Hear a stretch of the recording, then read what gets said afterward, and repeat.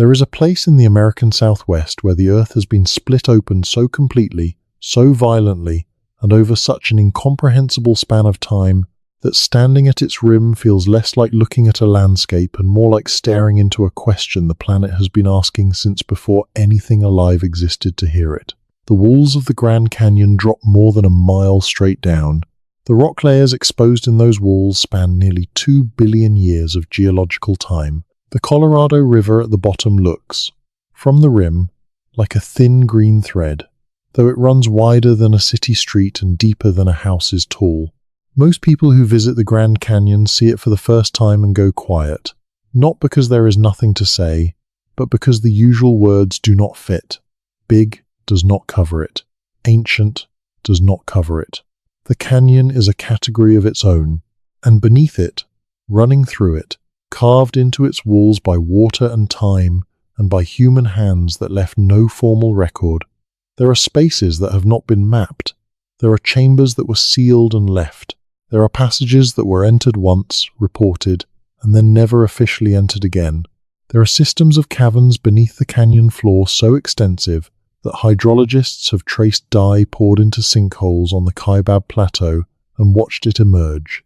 Weeks later, through springs at the river's edge miles away, the water found a path. It always does. But the path it found was not through solid rock. It was through a network of dissolved limestone tunnels that has been forming for millions of years, and that no human being has ever mapped in full, and that no one who has gone looking for its center has ever come back from having seen. This is not a story about conspiracy. It is not a story about cover-ups, though there are cover-ups woven into it the way there are cover-ups woven into most stories about American history and the land beneath American cities, and the cultures that used that land for thousands of years before the word America existed. This is a story about what the Grand Canyon actually is, which turns out to be different from what most people who have visited it believe. It is a story about the people who lived inside it, not on its rim, but inside the walls, in the alcoves and under the overhangs and in the chambers that open behind certain waterfalls and through certain cracks in the Redwall limestone, that a person walking along the river corridor might never notice, unless they knew what they were looking for. It is a story about what those people knew, and what they left, and why so much of what they left has not been explained, and why some of it has been removed from public sight without a complete account of where it went or what it meant. If you are listening to this in bed with the lights already off, I want you to know that the Grand Canyon is the right topic for that exact moment. It is a place that rewards slowness and darkness, and the specific quality of attention you bring to something when you are not trying to get anywhere. You do not rush the canyon. You let it come to you. So settle in. Let your body get comfortable. Let the details accumulate the way sediment accumulates, one thin layer at a time, each one telling you something the layer before it could not. By the time this is over, you will know things about the ground beneath one of the most visited places in the United States that the interpretive signs at the South Rim Visitor Center have never once mentioned. If you're watching this to fall asleep, that's exactly why I make these videos. Maybe subscribe and let me know where are you right now and what time is it. The Grand Canyon is approximately 277 miles long. It is up to 18 miles wide. It reaches a maximum depth of 6,093 feet, which is more than a mile straight down to the river.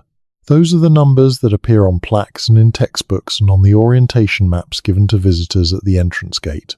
Those numbers describe the empty space, the void, the air between the rim and the river. What they do not describe is what is inside the walls. And what is inside the walls is the real story. The walls of the Grand Canyon are made of layered rock, and each layer is a different period of geological time made solid. At the top, you have the Kaibab limestone, which is about 270 million years old, and which formed at the bottom of a shallow sea. Below that is the Toroweap Formation, then the Coconino Sandstone, which preserves the tracks and ripple marks of an ancient desert. Below the Coconino is the Hermit Formation, then the Supai Group, then the Manacacha Formation, then the Wesco Game Formation. Each layer has a name, each layer has a color, Each layer has a rock type and a set of fossils and a story about what the environment was like when that rock was forming. These layers are taught in geology courses as one of the finest exposed stratigraphic sequences on Earth. Students come here from universities all over the world to walk down through hundreds of millions of years of history without a time machine. But somewhere around a third of the way down the cliff face, something strange happens. You reach a layer of dark reddish rock called the Tapete Sandstone, and it sits directly on top of a layer of rock that is not 500 million years old, which is what the Tapetes is, but 1.7 billion years old. Between those two layers, between a rock that formed 1.7 billion years ago and a rock that formed 500 million years ago, there is a gap of 1.2 billion years. 1,200 million years of geological time is simply missing. The layers that should represent that period are not there. There was no catastrophic removal event that geologists have identified. The rock simply does not exist. It was never deposited, or it was deposited and then completely erased before the tapetes was laid down on top of it, leaving the contact between the two formations so clean and flat that it looks almost engineered. Geologists call this the Great Unconformity. They have been studying it since the 1800s and they have multiple hypotheses about it, but they do not have a consensus explanation for why 1.2 billion years of geological record vanished from this specific location in this specific way. The canyon has a way of doing that. It presents you with something that should have an obvious explanation, and then the explanation keeps not arriving. Go deeper than the tapetes, deeper than the Great Unconformity, and you reach the Vishnu basement rocks, the Vishnu schist, and the Zoroaster granite. These are the oldest rocks in the canyon, dark and crystalline, shot through with veins of pink and white granite that were injected as molten rock into the surrounding schist between 1.7 and 1.84 billion years ago. They form the inner gorge of the canyon, the narrow slot at the very bottom where the river runs through walls that look almost black in certain lights, and that are so hard and so ancient that they predate not just human civilization but multicellular life itself. When you stand at the bottom of the Grand Canyon and touch the Vishnu schist, you are touching rock that was already ancient when the first complex organisms appeared on Earth. The temples that rise from the canyon floor are named in a tradition that deserves attention before anything else in this story. John Wesley Powell, who led the first recorded expedition through the canyon by boat in 1869, gave some features their first Euro-American names. But the systematic naming of the canyon's buttes and temples came later, through the work of Clarence Dutton, a geologist who surveyed the canyon for the United States Geological Survey in the 1880s. Dutton was influenced by Theosophy, a spiritual movement of the late 19th century that drew on Hindu and Egyptian and Buddhist cosmology, and when he looked at the massive buttes rising from the canyon floor, he saw something that his Protestant American naming tradition could not adequately describe. So he named them after concepts and deities from the ancient world. There is Brahma Temple, named for the Hindu creator deity, Vishnu Temple, Shiva Temple, Zoroaster Temple, named for the ancient Persian prophet, Isis Temple, named for the Egyptian goddess, Tower of Ra, Cheops Pyramid, Horus Temple. This naming tradition is usually treated as a historical curiosity, an artifact of one man's spiritual imagination, but it created something that had not existed before, a map of the canyon that encoded, without intending to, the question of why a landscape on the Colorado Plateau had been given the names of the ancient world's most significant sacred traditions. And that question, once you notice it, pulls at you the way questions do when the answer is not obviously wrong, but also not obviously right. The Hopi people have a name for the source of all life. They call it the Sipapu. It is a small travertine dome on a terrace above the Colorado River in the Little Colorado River Gorge, which is a tributary that meets the main Colorado just east of the Grand Canyon's primary corridor. The Sipapu is not large. It is roughly the size of a modest room. It sits in a landscape of pale blue-green water and cream-colored travertine formations, and from its center, a constant upwelling of warm, mineral-rich water emerges from a hole in the earth. According to Hopi oral tradition, this is the place where the ancestors of all human beings emerged from the underworld into the world of the surface. This is not a metaphor in the way that the word metaphor is usually applied to religious stories. The Hopi relationship to the Sipapu is geographical and specific. The place exists. It has a location. It has coordinates. It is accessible on foot through canyon terrain that is not easy but is not impossible. And Hopi people have been making pilgrimages to it since a time that no one has measured. The Havasupai people, whose reservation sits in Havasu Canyon, a side canyon on the south side of the main gorge, have lived within the Grand Canyon longer than any continuous record can establish. The name Havasupai means people of the blue-green water, and the blue-green water is Havasu Creek, a stream fed by springs that produce some of the most brilliantly turquoise water in North America because of the calcium carbonate dissolved in it. The Havasupai lived within the canyon year-round, farming the canyon floor in summer and hunting the plateau above in winter, moving between those two worlds through trails that they maintained and that are among the most direct routes from the rim to the river anywhere in the 277-mile corridor. They had been doing this, according to their own accounts and the archaeological record, for a very long time. Archaeological sites in and around Havasu Canyon date to at least 800 CE. Ancestral Puebloan material from the same area dates earlier. The canyon itself was occupied by cultures that predate the Havasupai by thousands of years, and some of what those earlier cultures left behind, in the alcoves and under the overhangs of Havasu Canyon, has not been fully examined.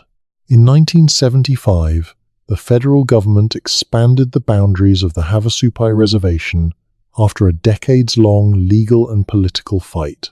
The expansion returned traditional lands that had been stripped from the Havasupai by the creation of Grand Canyon National Park in 1919. One of the consequences of the 1975 expansion was that certain areas of the canyon that had been under National Park Service jurisdiction and theoretically under archaeological survey obligation transferred to Havasupai control and became inaccessible to outside researchers without tribal permission.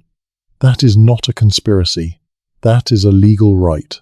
But it also means that there are sections of the inner canyon that have not been archaeologically surveyed by anyone other than the Havasupai themselves, and the Havasupai are not obligated to share what is in those sections with outside institutions. What was in those sections, before the boundary change, was understood to be significant.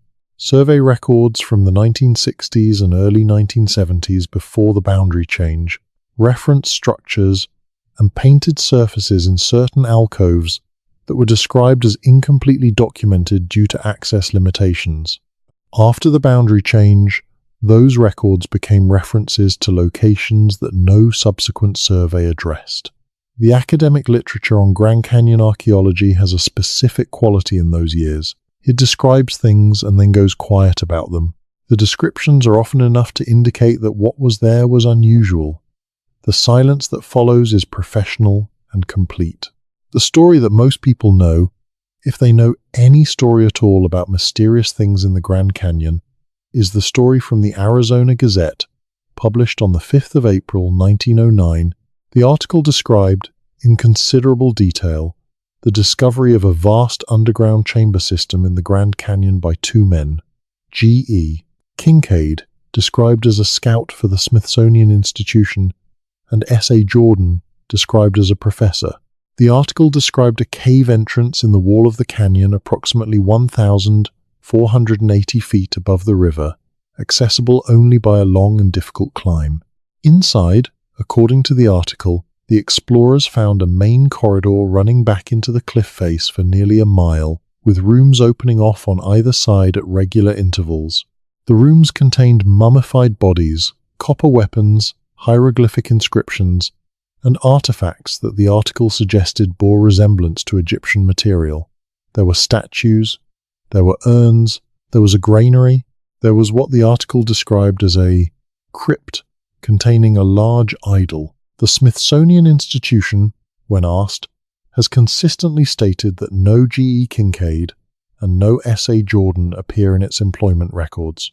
No such expedition appears in its archives. No artifacts matching the description in the article appear in its collections.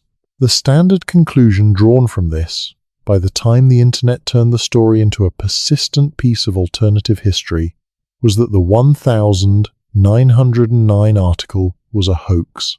Newspapers of the period, including the Arizona Gazette, were not above printing sensational fiction as news. The story has the hallmarks of fabrication. The names are too perfect. The finds are too conveniently significant. The location is vague enough to be unverifiable. What makes the 1909 article interesting is not the question of whether it is true. It almost certainly is not, in the specific details. What makes it interesting is what it reveals about the cultural anxieties of 1909. The story is constructed around an Egyptian connection, which was the era's most available framework for ancient mystery. Egyptian archaeology was dominating the international press. The era was saturated with Egypt. When the Arizona Gazette wanted to write a story about ancient mystery in the American desert, it reached for Egyptian imagery because Egyptian imagery was the template for ancient significance that the period understood. The actual ancient history of the Grand Canyon, which is genuinely extraordinary, was not a story that 1909 American journalism had a framework to tell. So it invented one it could use, but the story persisted. It persisted because the Grand Canyon is a place where persistence feels justified, and it persisted because the 1909 article, however fabricated, was pointing at something real, which is that the Grand Canyon contains archaeological material that has not been fully accounted for, and that some of what it contains has been removed, and that the institutional record of what was removed is not complete. Stanton's Cave is at river mile 31.7 on the Colorado River, on the north side of the canyon. It is named for Robert Brewster Stanton, who surveyed the canyon in 1889 for a proposed railroad route and who sheltered in the cave during his expedition. The cave is a solution cavity in the Redwall limestone, the layer of rock that forms one of the most dramatic vertical cliffs in the canyon. Redwall limestone is not actually red. It is grey limestone stained red on its outer surface, by iron oxide washing down from the red supai layers above it. The interior of Redwall caves is typically grey or cream-coloured, and the chambers formed within it can be very large. Stanton's Cave was excavated by archaeologists in the 1960s. What they found was not what anyone expected to find. The cave contained split-twig figurines, a type of artifact made from a single willow or cottonwood twig, split and folded into the shape of an animal, typically a deer or a bighorn sheep or a pronghorn.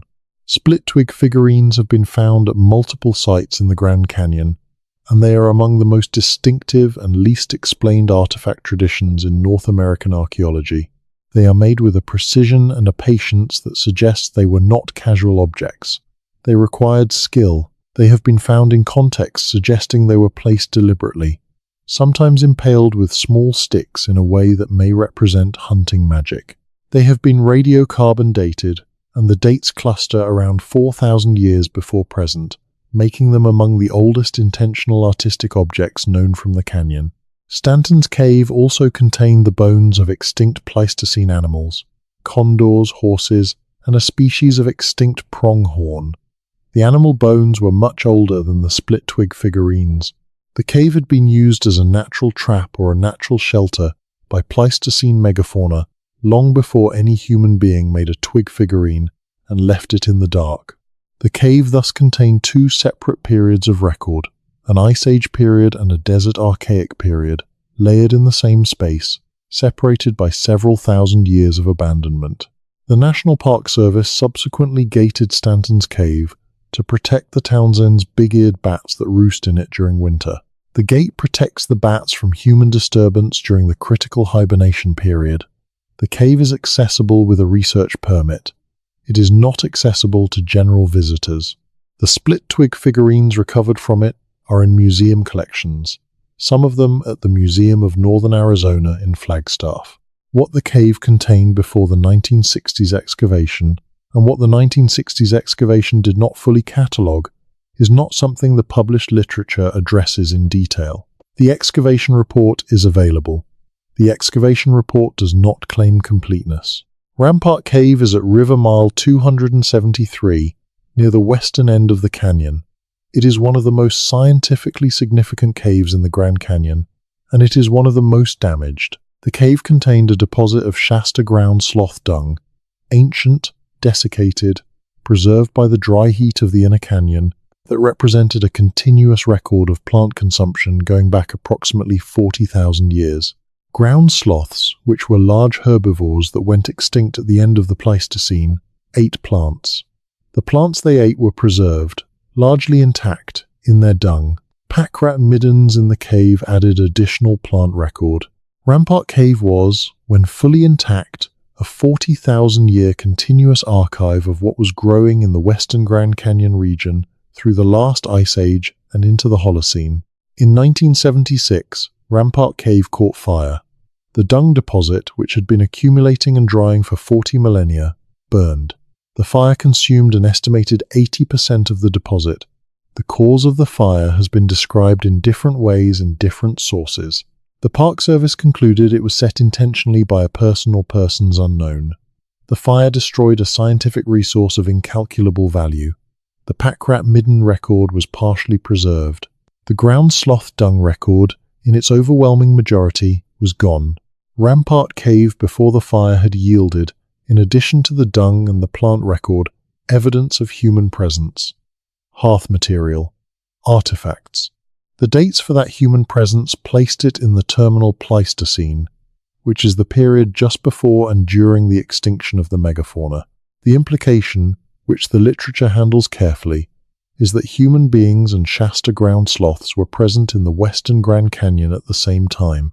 Whether those human beings contributed to the sloth's extinction through hunting or through habitat disruption is not something the burned record can now answer.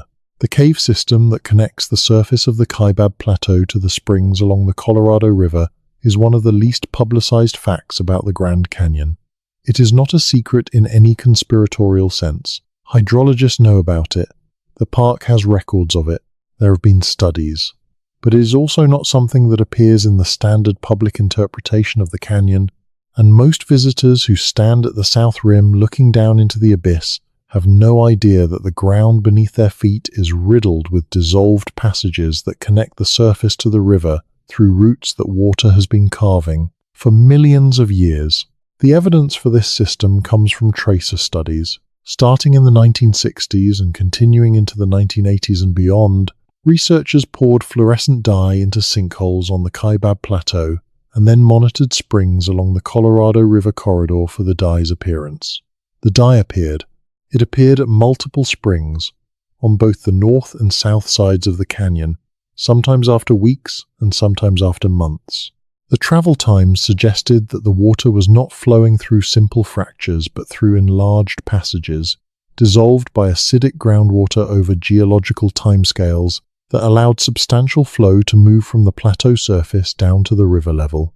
The largest of these springs, Vasey's Paradise, is at River Mile 31.8 on the north side of the canyon, just downstream from Stanton's Cave. It pours out of a vertical cliff face of redwall limestone at a point about 40 feet above river level, falling in a curtain of water that supports a hanging garden of maidenhair fern and monkey flower and watercress. It is one of the most immediately beautiful things in the canyon, and it is also, when you know what you are looking at, one of the most disorienting. The water falling from that cliff face has come from somewhere above and behind the cliff. It has traveled through dissolved passages in the limestone that are large enough to carry a significant flow, and those passages have not been mapped from the inside because they are water-filled and because the limestone formation they run through is not accessible in that location without equipment that the canyon's terrain makes impractical. Thunder River is different. Thunder River emerges from a cliff face on the north side of the canyon in Tapeats Canyon, which is a side canyon off the main gorge. It emerges from a cave at the base of the Muav limestone and falls in a roaring cascade down to Tapeats Creek, which then runs to the Colorado. Thunder River is one of the very few rivers in the world that runs into another river rather than into a body of standing water, and it is one of even fewer that emerges fully formed from a hole in a cliff. The cave from which it emerges is large enough to enter. People have entered it. The passage goes back into the cliff face and continues upward through rock that is filled with dissolved voids. How far it goes, and how it connects to the broader system of passages in the Muave and Redwall limestones, has not been mapped. The Muave limestone is the layer below the Redwall, and it is itself significantly cavernous. Below the Muave is the Temple Butte Formation, and below that the Tonto Group, and below that the Grand Canyon Supergroup. The sequence of tilted and faulted sedimentary rocks that were deposited and then largely eroded before the tapeats was laid down. The supergroup is itself nearly 2 miles thick in some locations and contains its own history of deposition and erosion and structural complexity. The canyon is not a simple object. The copper mines of the Grand Canyon are something that the canyon's industrial history records clearly, and that the canyon's pre-contact history records less clearly. The Orphan Mine, which operated on the south rim near the canyon's western end, was developed commercially starting in the 1890s and produced copper, and then, after 1956, uranium. The mine shaft goes straight down from the rim for more than 1,200 feet. The ore body it followed was a lens of copper minerals in the Kaibab limestone, and the Kaibab here is the same formation that caps the entire south rim. The mine is now closed, the shaft sealed, and the area around it is managed for residual radiation from the uranium ore. Horseshoe Mesa, a promontory on the South Rim Plateau that juts out over the inner canyon, was the site of the Last Chance Mine, which operated from the 1890s through the early 1900s. The Last Chance Mine, like the Orphan Mine, followed a copper ore body, and like the Orphan Mine, it exploited geology that had been there for millions of years. What the commercial miners found when they began their operations in both cases was evidence that they were not the first people to work these ore bodies. They found work surfaces. They found stone tools.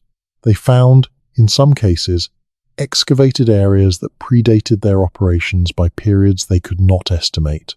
The pre-contact copper working in the Grand Canyon is documented in the archaeological literature. The ancestral Puebloan people and the desert archaic people before them were not ignorant of the canyon's mineral resources. They worked copper here. They worked malachite and azurite, the green and blue copper minerals that also served as pigment.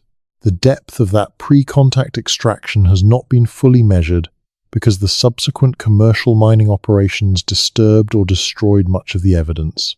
The scale of pre-contact copper extraction in the broader Colorado Plateau and Great Lakes region is one of the genuinely underreported stories in North American archaeology. The old copper complex of the Great Lakes, which has been dated to between 5,000 and 7,000 years before present, represents a tradition of cold-hammered copper work of extraordinary sophistication. But the connection between Great Lakes copper working and Southwest copper working, which would require a trade network spanning the continent, is not something the standard models of pre-contact North America accommodate easily. The copper was in both places. The techniques show similarities. The timeframes overlap. The models that would connect them do not exist in a settled form in the academic literature, partly because the evidence has not been comprehensively assembled and partly because the comprehensive assembly of that evidence would imply a level of long-distance connection that the dominant models of archaic period cultures do not predict. The ancestral Puebloans, who are most closely associated with the Grand Canyon in the period from roughly 1 CE to 1300 CE, were not cave dwellers in the way the word cave often implies. They were cliff dwellers, people who built structures against the walls of the canyon under natural overhangs and in alcoves, using the stone of the canyon as their building material and the form of the canyon as their architecture. Their structures are numerous. The Grand Canyon contains more than 4,800 documented archaeological sites. The number of undocumented sites, the number of sites that have been noted but not formally recorded, the number of sites that remain entirely unknown to researchers, is by definition impossible to specify. But estimates based on survey coverage and site density in surveyed areas suggest that the total number of sites in the canyon including undocumented ones, may be 3 times or more the documented count. The granaries of Nankoweap are among the most photographed structures in the canyon. They are 4 small stone rooms built into an alcove in the cliff face near River Mile 52.5 on the north side of the canyon. They are approximately 100 feet above the river, and they are accessible by a trail that is not maintained and that requires a steep scramble over loose talus to reach. They are ancestral Puebloan in construction and origin, dating to approximately 1050 to 1100 CE. Their primary function was food storage. The canyon's heat at river level is intense in summer, but temperature varies with elevation in the canyon walls, and alcoves at moderate heights maintain more stable temperatures than the canyon floor. The granaries are positioned, among other reasons, for thermal stability. There is an argument made in some of the archaeoastronomical literature that the Nankoweap granaries are also positioned for a specific optical effect. During certain periods of the year, light from the rising or setting sun aligns with the alcove in a way that illuminates specific features. The argument, made by researchers who have spent time at the site during the relevant periods, is that the position of the granaries was not chosen for thermal stability alone, but was chosen with knowledge of the sun's movement across the canyon walls and with intention to mark specific dates in the solar calendar. Whether this is correct or whether it represents the pattern-seeking tendency that humans bring to every sufficiently ancient structure is genuinely difficult to say. What is not difficult to say is that the ancestral Puebloans had sophisticated astronomical knowledge. The orientation of their great houses at Chaco Canyon, hundreds of miles to the east in New Mexico, encodes solar and lunar alignments that have been measured and confirmed. The application of that astronomical tradition to the canyon's alcoves is not implausible. Walhalla Glades is on the north rim of the Grand Canyon, at an elevation of roughly 8,800 feet. It is accessible by a paved road that runs to the very tip of the North Rim Promontory, one of the most remote places in the continental United States reachable by car.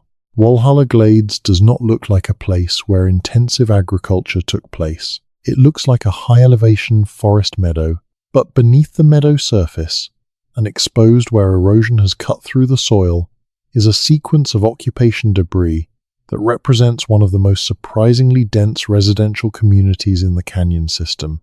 The ancestral Puebloans farmed Walhalla Glades at the same time they were building structures at Nankoweap and other inner canyon sites. They grew corn and squash and beans in the rocky soil of the North Rim Meadows, at an elevation where the growing season is short and frost is a constant risk, and they did this for centuries.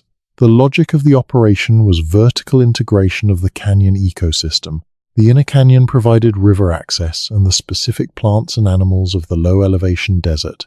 The North Rim provided the soil and the growing conditions for cultivated crops. Moving between those two worlds required a descent and ascent of more than a mile in elevation, and the trails that made that possible were engineering projects.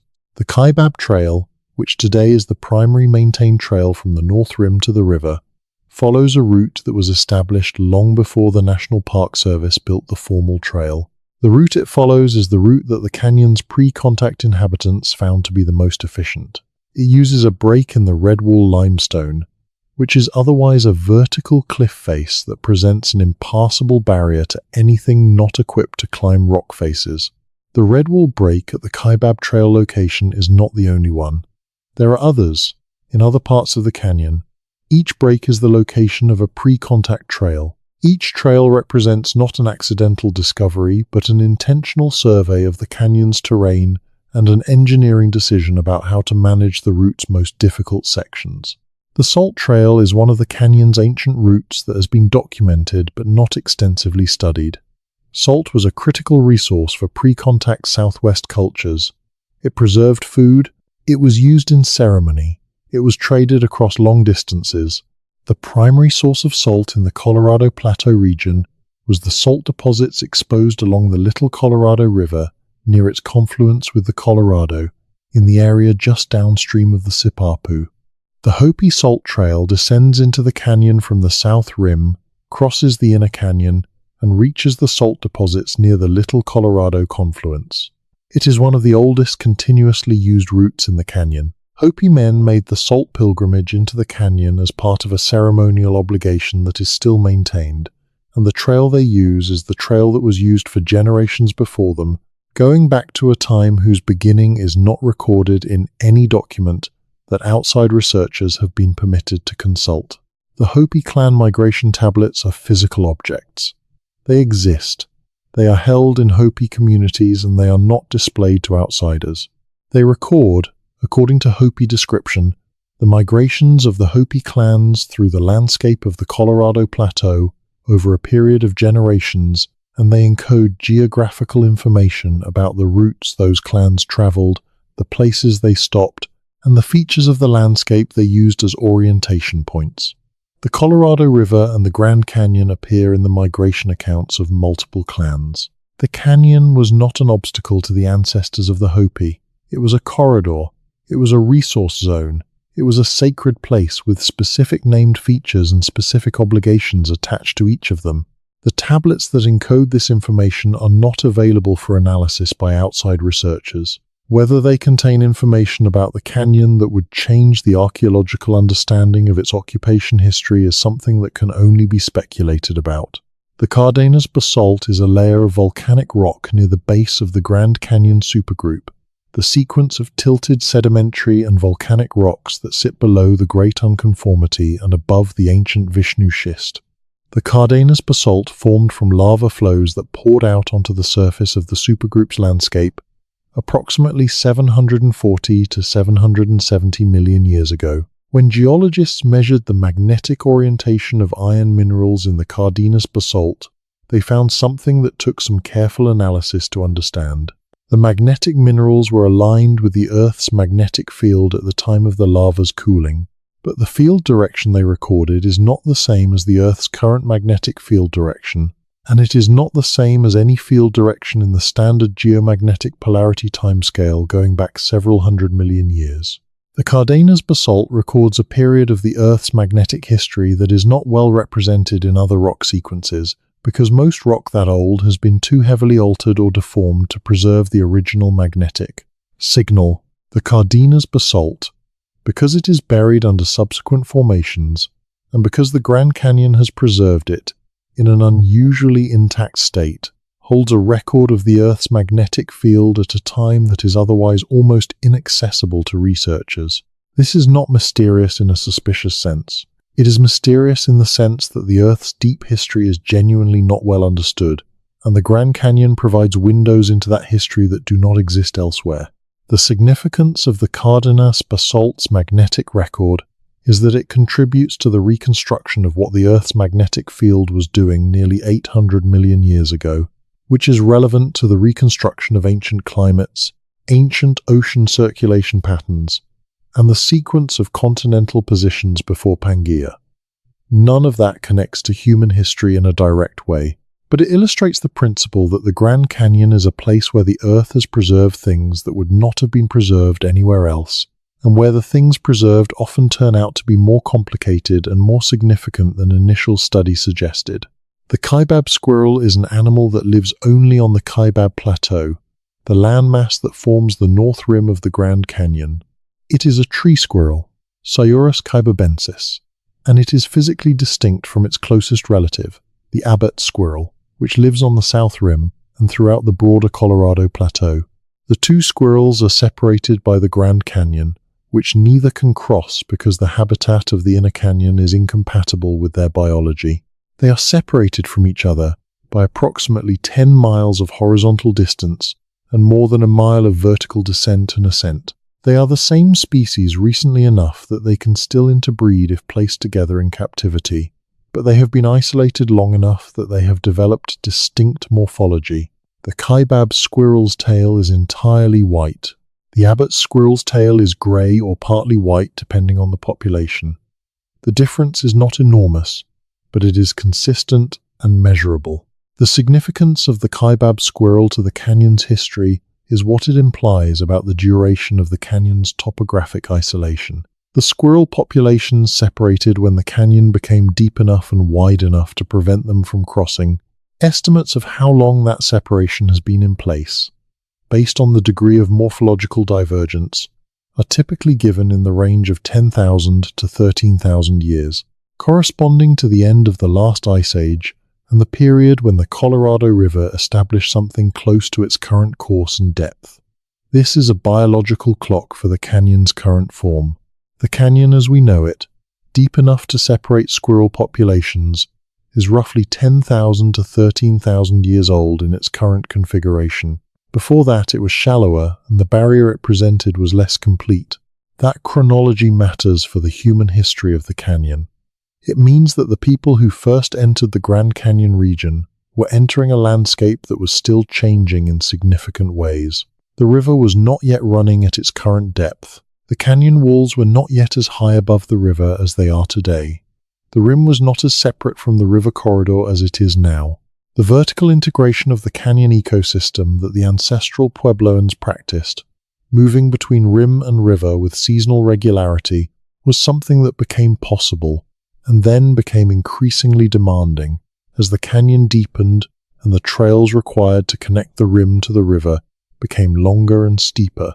The Archaic period in the Grand Canyon runs from roughly 8,000 BCE to 500 BCE, a span of more than 7,000 years, during which the canyon was occupied by cultures that have left less behind than the ancestral Puebloans, but that occupied the space for far longer. The desert Archaic people made the split-twig figurines. They left the hearths in caves like Stanton's Cave. They used the springs and the trails and the salt deposits and the hunting grounds of the inner canyon for 7,000 years before the appearance of pottery or corn or the distinctive architecture of the ancestral Puebloans. The canyon sustained human populations whose relationship to it is described in the archaeological record primarily by what they discarded and what they accidentally left rather than what they built. 7,000 years is a long time. To put it in scale, 7,000 years before the present takes you back to the period when the first cities were appearing in Mesopotamia.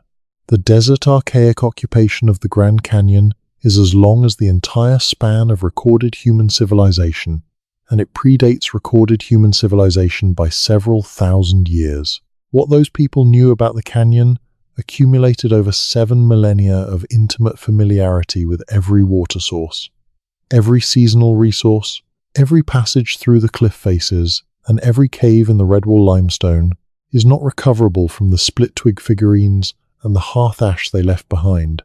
The knowledge itself was carried in minds that are now gone. The split-twig figurines and the hearth ash are traces, not records. The bat guano mining of the 1930s through the 1950s is a chapter of the canyon's history that is not prominently featured in the interpretive materials at the South Rim Visitor Center. During that period, several caves in the Grand Canyon Redwall limestone were entered commercially to extract bat guano, which is a valuable fertilizer. The caves that contained significant guano deposits were necessarily caves with large bat colonies, which are necessarily caves with large interior spaces and reliable air circulation. Caves with large interior spaces in the Redwall limestone of the Grand Canyon are not simply biological habitats. They are also, in every case where they have been examined archaeologically, spaces with evidence of prior human use. The guano miners were not archaeologists. They were not required to survey or document what they found before they disturbed it. They were not required to report archaeological material to any oversight body because the regulatory framework that would require such reporting did not exist in its current form during the primary period of guano mining operations. Miners in the canyon caves reported finding things. The reports are informal and second-hand, and in many cases unverifiable. But the pattern of what they reported finding is consistent.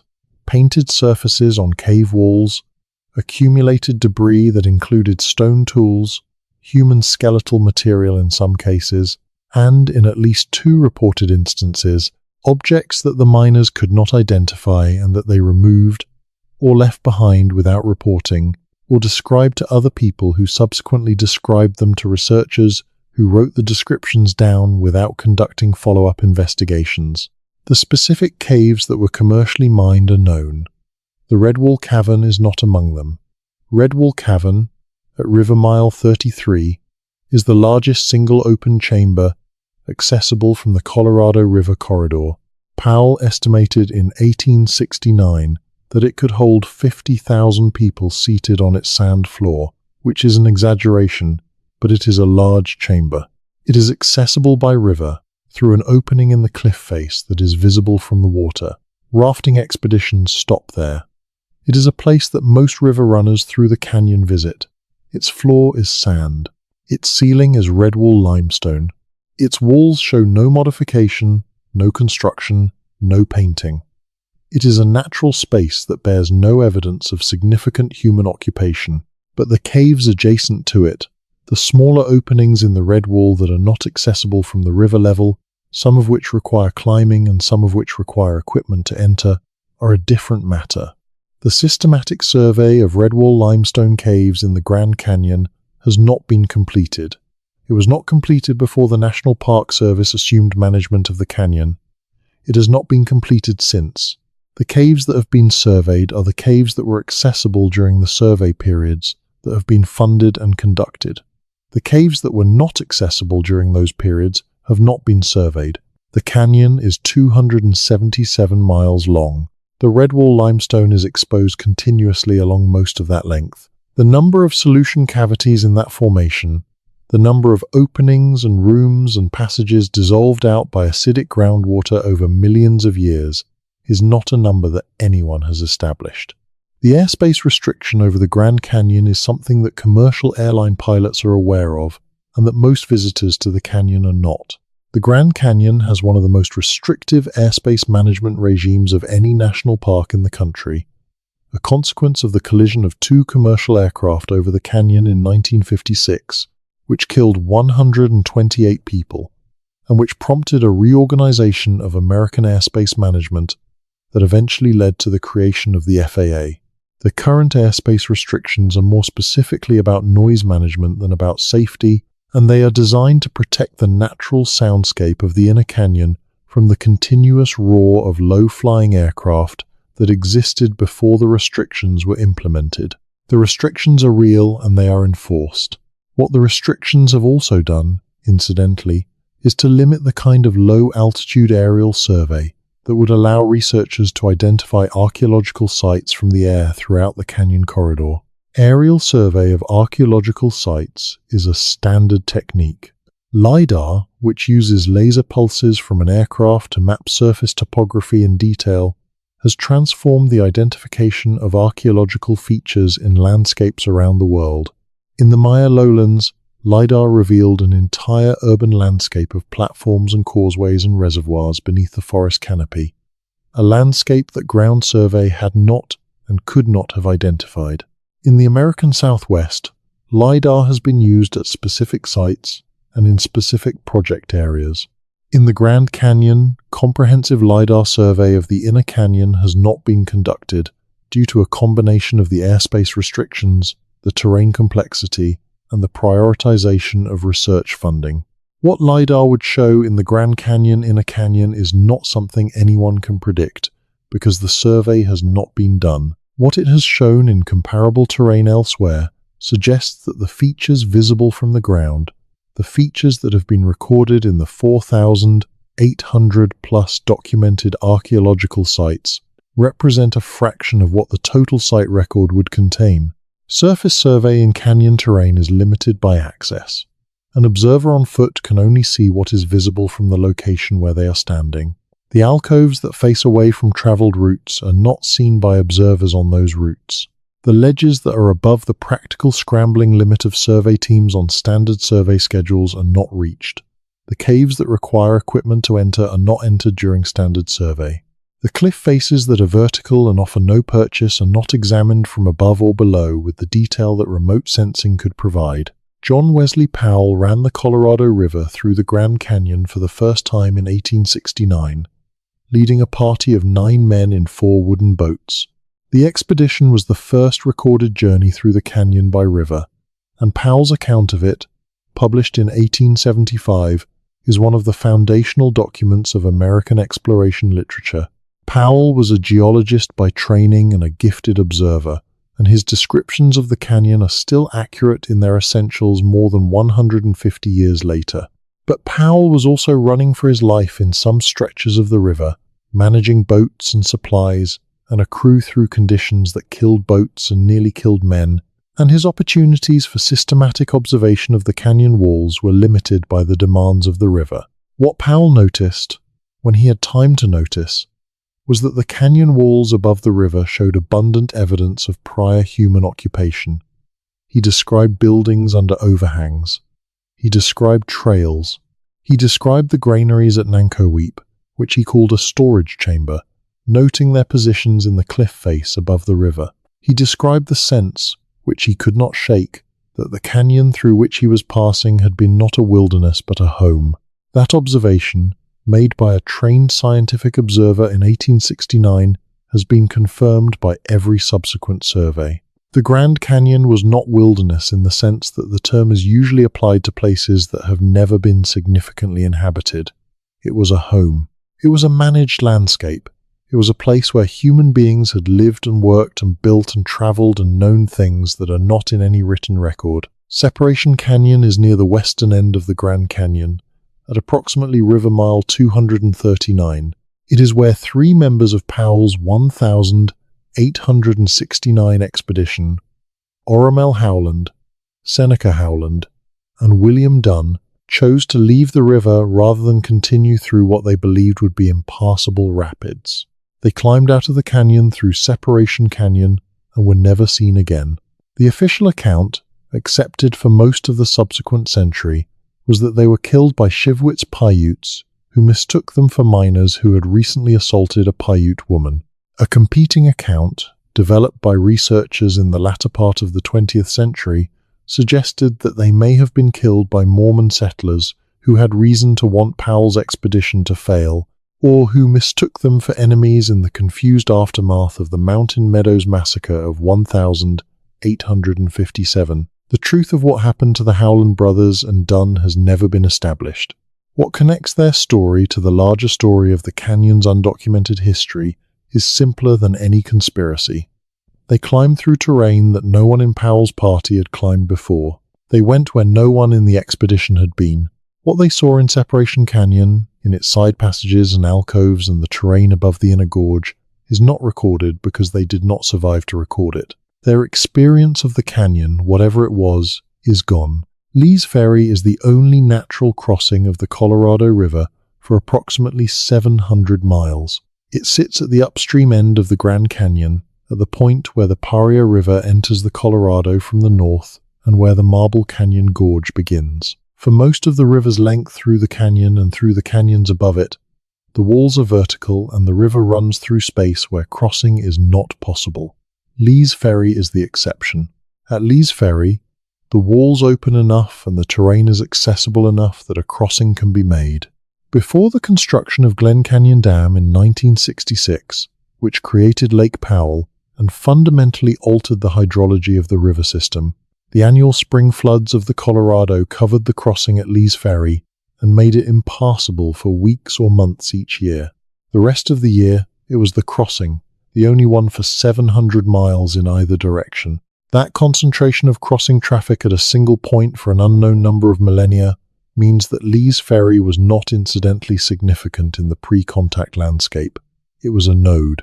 Everything that moved across the river between the Colorado Plateau's south side and the Colorado Plateau's north side, everything that moved between the cultures of the Arizona Strip and the cultures of the Kayenta region, everything that moved between the people of the North Rim and the people of the South Rim, moved through Lee's Ferry. The archaeological record at Lee's Ferry reflects this. Sites of multiple periods and multiple cultural traditions are documented in the area. The record is considered significant. It is also considered incompletely known. What is not well documented at Lee's Ferry is the pre-ancestral Puebloan record, the Desert Archaic period, and before. The ancestral Puebloan and Pueblo IV period evidence is substantial and reasonably well known. The earlier evidence is fragmentary because the spring floods that made Lee's Ferry the only viable crossing for most of the year also periodically scoured the terrain around the crossing and buried earlier deposits under subsequent alluvial material. Archaeologists working at Lee's Ferry have noted that the stratigraphy at the crossing site has been disturbed by flood events, and that material from earlier periods may be preserved beneath alluvial deposits that have not been excavated. The volume of unexcavated alluvial material at the site is substantial. Glen Canyon Dam, completed in 1966 and creating Lake Powell behind it, submerged a stretch of the Colorado River approximately 186 miles long. Before the reservoir was filled, the Bureau of Reclamation contracted for a salvage archaeology program to record what was in the area that would be flooded. The program ran from 1956 to 1966 and involved a large number of institutions and researchers. It was one of the largest archaeological salvage programs in American history at that time. The program documented thousands of sites, recorded hundreds of structures, and recovered a large volume of material. Its results were published across a series of technical reports. The results also came with a conclusion that the program's researchers stated clearly in their documentation. The survey was not complete. The terrain of Glen Canyon, before flooding, was complex. There were side canyons and alcoves and cliff faces that the survey teams did not reach. There were sites that were observed from a distance but not formally recorded. There were sites that were below water in the river itself and inaccessible to survey. The survey did what it could in the time available and the budget provided. What it could do was not everything that was there. Since the early 2000s, the level of Lake Powell has fluctuated dramatically due to drought conditions in the Colorado River basin. In years of very low water, sections of Glen Canyon that have been submerged since 1966 have been re-exposed. Researchers who have gone into the exposed sections have found sites that the original survey did not record. They have found structures still standing, in some cases. They have found painted surfaces protected from weathering by the decade of submersion. They have found evidence of occupation periods that the original survey did not document for this section of the river. The temporary re-exposure of Glen Canyon is providing a second look at a landscape that most researchers assumed was gone. The debris fans that accumulate at the mouths of side canyons along the Colorado River are another feature of the canyon's archaeology that represents a significant gap in the record. Every side canyon that enters the Colorado River brings, during flash floods, a load of debris, boulders, gravel, sand, organic material. This debris accumulates at the side canyon's mouth as a fan-shaped deposit that can be meters thick. The Colorado River periodically erodes the downstream edge of the fan, and the fan periodically extends further into the river corridor during subsequent floods. This dynamic creates a landscape where the oldest occupation surfaces in a given side canyon's mouth are deeply buried under subsequent debris fan deposits, and where ground surface survey of the debris fan area reveals only the most recent occupation evidence, not the full stratigraphic sequence. Archaeological sites found on the surface of debris fans in the Grand Canyon represent the top of a stratigraphic sequence whose depth is not usually known without excavation. Systematic excavation of debris fans in the canyon has been conducted at a small number of sites and has in each case recovered older material from depth than was visible from the surface. The number of debris fans in the 277-mile canyon corridor that have been systematically excavated to recover the full stratigraphic sequence is a small fraction of the number of debris fans that exist. The rest contain records of occupation that begin at whatever depth the oldest occupation surface lies, and that depth is not known without digging. Ground-penetrating radar has been used in a limited way at a small number of Grand Canyon sites to image the subsurface without excavation. The technique works by sending radar pulses into the ground and recording the reflections from subsurface interfaces, boundaries between materials of different densities. Where there is a buried floor surface, or a buried wall, or a buried feature of any kind, the interface between that feature and the surrounding matrix produces a reflection that shows up in the radar record as an anomaly. The technique is not perfect. It works better in some soil and rock conditions than in others. In the sandy debris fans of the inner canyon, where the material is relatively homogeneous and the features are often thin floor surfaces or small pits, The radar signal is not always clear enough to confidently identify features, but where it has been applied, it has in several cases indicated subsurface features that were not visible from the surface. The application of GPR to the debris fans and cave floors of the Grand Canyon on a systematic basis has not been done. The equipment is portable and could in principle be carried into the canyon. The interpretation of the results would require expertise and time. The funding for systematic GPR survey of Grand Canyon archaeological deposits has not been allocated. In the meantime, the subsurface record of what is under the visible surfaces of the canyon's archaeological sites remains largely unknown. The Chuar Group is a sequence of sedimentary rock in the Grand Canyon supergroup, deposited approximately 800 to 740 million years ago, in the period between the Cardenas basalt at its base and the Great Unconformity at its top.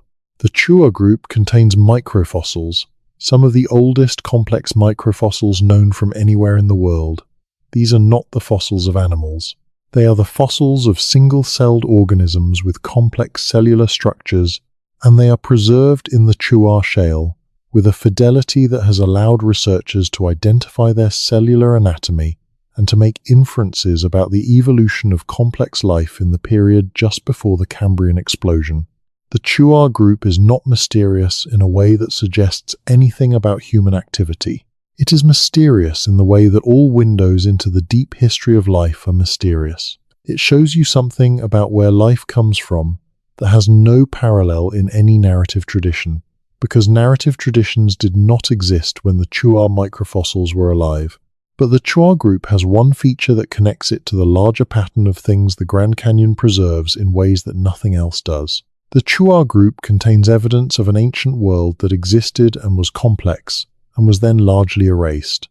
The erosion surface at the top of the Chuar Group, below the Great Unconformity, represents a period when the entire Chuar landscape, which was a coastal and marine environment of considerable ecological complexity, was exposed and eroded away until only the resistant layers were left. The record of that world ends abruptly. What was there, and what happened to it, can only be inferred from what survived the erosion. This is the same structural problem as the one faced by researchers studying the pre-contact human history of the canyon. The world was there. The record of it was largely erased. What survived is enough to know that the world was more complex than its traces suggest, and not enough to reconstruct that world with confidence. The Paiute people called the Grand Canyon Kaibab, which means mountain lying down, a description of the Kaibab Plateau from the perspective of someone standing on the surrounding terrain and observing that the plateau rises like a mountain above the landscape around it. The Kaibab Plateau is indeed higher than the surrounding landscape. It sits at roughly 8,000 to 9,000 feet elevation, while the surrounding terrain is lower. The name encodes an accurate observation about the region's topography made from a specific perspective. The name also encodes a relationship to the landscape that is not the relationship of a visitor, but of a person who has had time to understand the landscape from multiple perspectives and to find the most accurate and most economical way to describe what they are seeing. The Paiute relationship to the Grand Canyon and the surrounding landscape is not as well documented as the ancestral Puebloan relationship, partly because the Paiute did not build structures in the way that the ancestral Puebloans did. Paiute material culture was primarily organic: basketry, textiles, wooden tools, plant fiber objects. Organic material does not survive in the canyon as well as stone and ceramic material does. The Paiute presence in the canyon and on the plateau is documented archaeologically through campsites, through lithic scatter, through the occasional cache of durable objects. But the full extent and duration of Paiute use of the Grand Canyon landscape is not captured in the archaeological record with anything like completeness. What the oral traditions of the southern Paiute people preserve about the Grand Canyon includes accounts of specific features, specific routes, specific water sources, and specific sacred places that are not all cross-referenced against the archaeological or geological record. The Southern Paiute Cultural Association has worked to document these oral records and to connect them to the physical landscape. Some of what the oral records describe has been confirmed by subsequent observation or excavation. Other elements remain unconfirmed, not because they are implausible, but because the resources for systematic follow-up investigation have not been available. The National Park Service's management of the Grand Canyon, which began with the monument's establishment in 1908 and the park's establishment in 1919, has operated under a fundamental tension that the park's administrators have acknowledged in varying degrees across the decades. The canyon is both a geological and natural wonder and an inhabited landscape with a human history that predates the national park concept by thousands of years. Managing it as a natural area, which is the legal framework within which the park system operates, requires treating its historical human occupation as something to be studied and interpreted, rather than something to be accommodated as an ongoing relationship between living people and their ancestral landscape. Managing it as a place where the Havasupai live, where the Hopi conduct ceremonial pilgrimages, where the Navajo have traditional use areas, and where the Paiute have documented historical connections, requires a different framework than the one the National Park System was designed to apply. The tension between those two frameworks has produced specific consequences for the archaeological record. Sites have been documented and then not revisited. Materials have been collected and then not fully analyzed. Reports have been written and then not published. Restrictions on access to certain areas, negotiated with tribal governments as part of the consultation process that federal law requires, have created zones of the canyon where the archaeological record is known to be significant, but is not accessible to outside researchers. Whether those zones contain evidence that would change the understanding of the canyon's occupation history is, by definition, not something that outside researchers can assess. The question that the canyon's undocumented and partially documented history raises is not, ultimately, a question about conspiracy or suppression, though there are elements of both in some chapters of the story. The question is simpler, and in some ways more difficult. It is the question of what was here and for how long, and what those people knew about this place that we do not know and may never know. The canyon is big enough to have absorbed an enormous amount of human experience and left almost none of it visible. The desert archaic people lived here for 7,000 years and left split-twig figurines and hearth ash. The ancestral Puebloans built hundreds of structures and planted crops on the rim and stored food in cliff-face granaries, and knew the positions of the stars well enough to use the canyon walls as a calendar, and most of what they knew was carried in their minds and in oral tradition and in the embodied practice of living in this place, and that knowledge ended when the communities that held it dispersed at the end of the 13th century for reasons that are still not fully understood. The 13th century dispersal of the ancestral Puebloans from the Grand Canyon region is one of the best documented examples of a phenomenon that recurs across the pre-contact history of North America. A population that was established in a landscape for centuries, that had developed deep knowledge of that landscape and infrastructure adapted to it, that abandoned its sites within a relatively short period of time and did not return in the same form. The sites at the canyon were abandoned. The granaries at Nankowep were abandoned.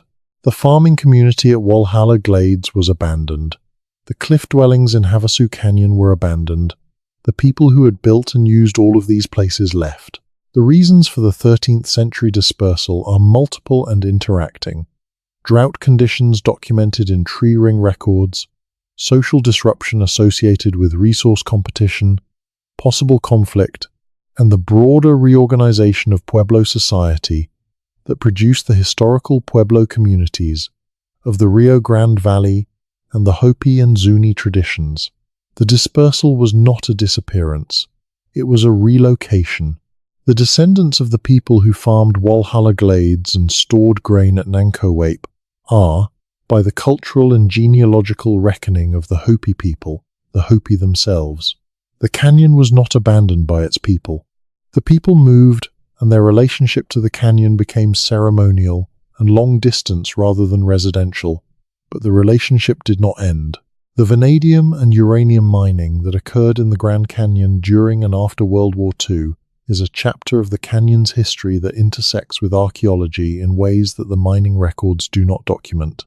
Beginning in the 1940s and continuing through the 1950s and into the 1960s, mining claims were staked throughout the canyon on ore bodies containing vanadium, used in the production of steel alloys, and uranium, used in nuclear weapons and later in nuclear power. The Orphan Mine, which had originally been developed as a copper mine in the 1890s, was converted to uranium production and operated until 1969, sending ore up a tramway from the rim to the canyon floor. Other claims were developed in the Tonto Platform, the broad bench of the Tonto Group Formation that runs along the inner canyon above the Vishnu Schist, and in the side canyons where ore bodies had been exposed by erosion.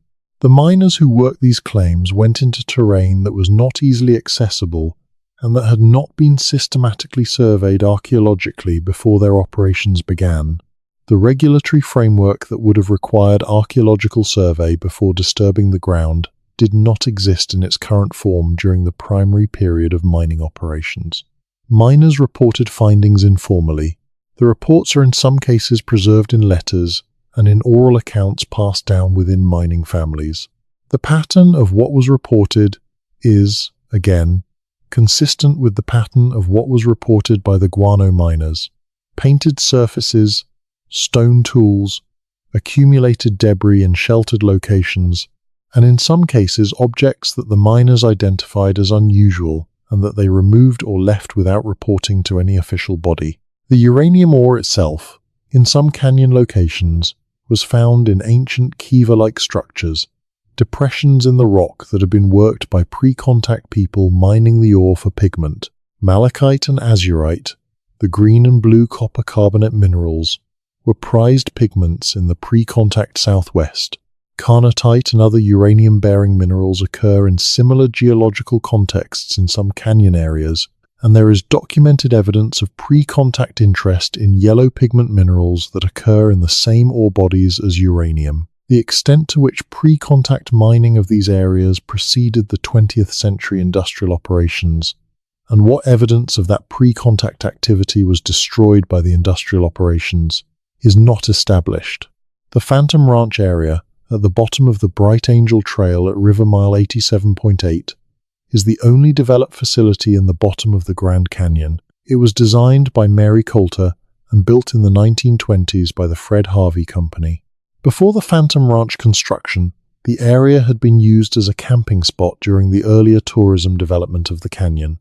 Before that, it had been used by the ancestral Puebloans, whose site at Phantom Ranch is one of the documented archaeological locations in the inner canyon. Before the ancestral Puebloans, it had been used by people of the Desert Archaic period. What is less well known about the Phantom Ranch area is the system of hand-dug water tunnels that were constructed in the early development of the inner canyon facilities. The Fred Harvey Company and the Santa Fe Railway, which was the primary commercial developer of the South Rim in the early 20th century, needed water for the facilities they were building. Water at the inner canyon was supplied by springs and by the river, but moving water from the river to the facility site required infrastructure. The early infrastructure included hand-dug tunnels and channels that moved water through the terrain of the inner canyon using gravity and the knowledge of the local topography that the construction crews developed during the project. Some of these tunnels and channels are still in place. They are not open to public access. They are part of the infrastructure of the inner canyon, maintained by the Park Service and the concession operator, and they are not tourist attractions. The tunnels that were dug for water management at Phantom Ranch passed through terrain that had been occupied by pre-contact people. The excavation of those tunnels disturbed pre-contact deposits in ways that were not documented archaeologically because the regulatory environment of the 1920s did not require it. What was found during the excavation and what was done with what was found is not documented in the official record of the Phantom Ranch construction. The Civilian Conservation Corps, which employed young men on public lands projects during the Great Depression of the 1930s, was active in the Grand Canyon. CCC crews built trails, constructed facilities, worked on erosion control, and in some cases excavated areas for construction purposes. In 1937, a CCC crew working on a project in the inner canyon reported findings during their excavation that were noted in the project foreman's daily log but not in any subsequent official report. The daily log is in the National Archives. The findings described in the log are described in terms that suggest the crew encountered a significant archaeological deposit during their excavation. What was done with the material the crew encountered, and what happened to the area after the encounter, is not described in the subsequent official record. This pattern, findings noted in informal records but absent from formal published documentation, is not unique to the Grand Canyon. It is a pattern that appears throughout the archaeological literature of the American Southwest in the early and middle 20th century. The regulatory environment of the period did not require comprehensive archaeological documentation of construction and development projects. The professional community of Southwest archaeologists was small enough that significant findings were sometimes communicated informally among researchers and never entered the formal literature. The institutions that collected the material that was recovered from these projects, including the Smithsonian, the Museum of Northern Arizona, the Arizona State Museum, and others, have collections whose provenance documentation is in some cases incomplete, because the documentation standards of the period in which they were collected did not require the level of specificity that current standards require. The crystal cave systems of the canyon's Mississippian and Devonian age limestones are a geological feature that is not as well publicized as the Redwall cave systems, but that is documented in the scientific literature. The Crystal Cave, which is in the Redwall limestone near Deer Creek in the central part of the canyon, is a solution cavity that contains gypsum and aragonite crystal formations of unusual size and quality. It is not open to public access. It is documented as a geological feature. The biological survey of its bat population has been conducted. Whether it has been comprehensively surveyed for archaeological deposits is not stated in the published literature. Cave of the Domes is another named cave in the Redwall limestone in the Horseshoe Mesa area of the South Rim. It is accessible by permit from the Park Service and is described as a geological feature of interest. Like other Redwall caves in the canyon, it has a bat population and is managed primarily as a biological habitat. Archaeological survey of the cave interior has been conducted. The results of that survey, as described in the park's cultural resource documentation, indicate presence of pre-contact material. The completeness of that survey and the depth of the deposits that were examined is not detailed in the publicly available documentation. The argument that the canyons, tunnels, and caves were systematically used by pre-contact people as transportation corridors, not merely as habitation sites or storage areas, is one that the conventional archaeological literature does not strongly advance but also does not foreclose. The evidence that such use occurred is indirect. The distribution of sites in locations accessible from cave systems, the presence of pre-contact material in caves that are connected to surface sites by underground routes, the oral traditions of canyon-associated peoples that describe travel through underground passages as a feature of their ancestors' relationship to the canyon. None of this evidence is conclusive. All of it is consistent with a model of pre-contact canyon use that was more three-dimensional, more interior, and more systematically mapped than the surface evidence suggests. The model of the canyon as a known and navigated interior space, not just a surface landscape with inhabited ledges and alcoves on its walls, is supported by one specific category of evidence that is often overlooked: the distribution of water sources. The inner canyon in summer is a place where the temperature at river level can reach 110 degrees Fahrenheit. Water is the single most critical resource for anyone moving through that environment. The springs of the inner canyon, the places where water emerges from the Redwall limestone or from the Muave or from the contact between permeable and impermeable formations, are not randomly distributed. They are located where the geology produces them, where the karstified limestone intersects the river corridor or the main trail routes, where fracture systems in the rock conduct groundwater to surface expressions.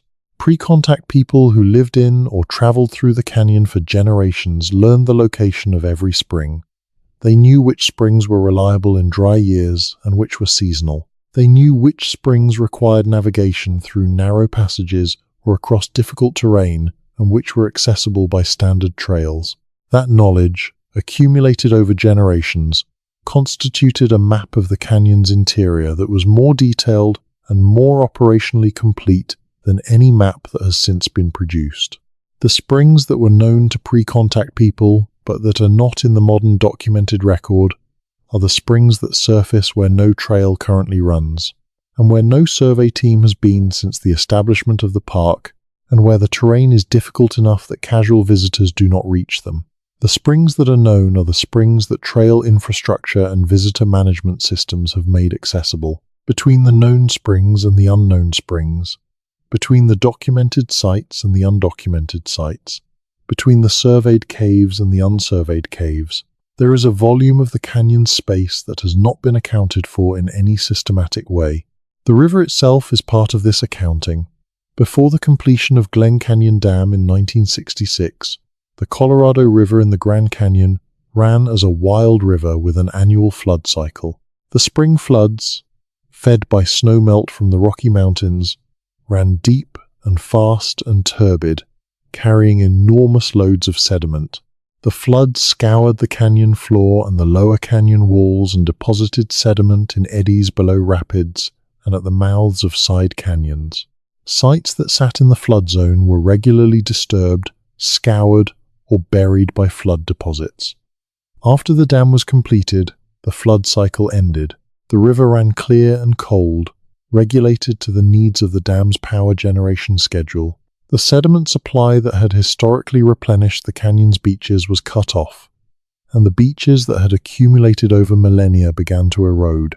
Sites that had been buried under beach sediment and protected from surface erosion began to be exposed as the beach sediment eroded away. New archaeological material has been appearing on canyon beaches ever since the dam changed the river's behavior. The Glen Canyon Dam also changed the thermal environment of the lower canyon. Before the dam, the river in summer was warm from its exposure to desert heat during the long run from the Rocky Mountains. After the dam, the river was cold year-round, drawn from the bottom of Lake Powell where it never warms. The change in water temperature changed the fish community, which changed the availability of fish as a food resource, which changed what the river corridor meant as a resource zone for any people living in or near it. This is a historical change, not a pre-contact one, but it illustrates the principle that the canyon is a dynamic system whose present state is not its historical state, and that the conditions under which pre-contact people used the canyon were different from the conditions that current observers see when they visit. The Kaibab Plateau above the North Rim is one of the most isolated landmasses in the continental United States in terms of biological connectivity. It is surrounded on three sides by the Grand Canyon and its tributary canyons, and on its north edge by the cliffs that drop down to the Arizona Strip. The Kaibab squirrel is the most famous example of its biological isolation, but the isolation has also meant that the North Rim's archaeological record has been less intensively studied than the South Rim's, because the North Rim is harder to reach. The road to the North Rim is closed in winter and is a much longer drive from the major population centers of the Southwest. Research programs based at universities in Flagstaff or Tempe or Albuquerque must budget for the extra drive time, the extra permit complexity of working in a more remote area of the park, and the extra logistical demands of the North Rim terrain. The North Rim's archaeological record, what is known of it, includes the Walhalla Glades farming community, a number of smaller habitation sites distributed across the plateau, and a pattern of resource use that extended into the canyon via the North Kaibab Trail and its pre-contact predecessors. It also includes sites that have been recorded as part of compliance-driven surveys for specific projects, trails or facilities or utility lines, and that have not been the subject of research-driven investigation. The compliance surveys do what they are required to do. They document what they find in the area of potential impact. They do not investigate the broader context. The sites they record are added to the park's site database. The analysis of what those sites mean, in terms of the patterns of North Rim occupation and the relationship of North Rim occupation to the occupation of the Inner Canyon and the South Rim, has not been conducted in a form that provides a comprehensive understanding of the North Rim's role in the canyon's pre-contact human geography. The question of what the Grand Canyon contained before it was a national park, before it was a monument, before it was the western end of American territorial expansion, is a question that the canyon's geological record can partly answer, and that the canyon's archaeological record can partly answer, and that the oral traditions of the canyon-associated peoples can partly answer, and that the intersection of all three sources of information addresses only in fragments. The geological record goes back nearly 2 billion years. The archaeological record goes back perhaps 12,000 years, to the earliest period for which unambiguous evidence of human presence in the canyon region has been documented. The oral traditions go back to a time that neither the geological record nor the archaeological record can independently date, carrying memories of events and places that may be thousands of years old or may be older. The split twig figurines are still being found, not at a high rate, but not at zero. Hikers in the canyon, people who go into the alcoves that are off the standard routes and who look at the ledges under overhangs that the casual visitor does not reach, occasionally find them. The Park Service asks that found objects not be disturbed and that their locations be reported. Some are reported, some are not. The figurines that are not reported are not removed in most cases, because the people who find them and do not report them are, in most cases, leaving them where they are. But the locations are not added to the park's site database, and the figurines do not contribute to the park's understanding of their own distribution, which is consequently a record of where archaeologists have looked rather than a complete record of where the figurines actually are.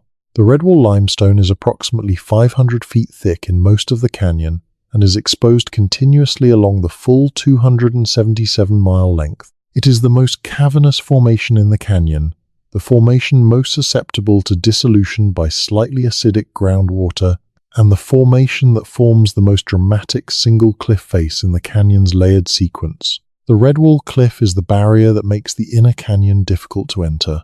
The breaks in the Redwall, the natural erosional weaknesses where a trail can descend through the formation, are rare and precious.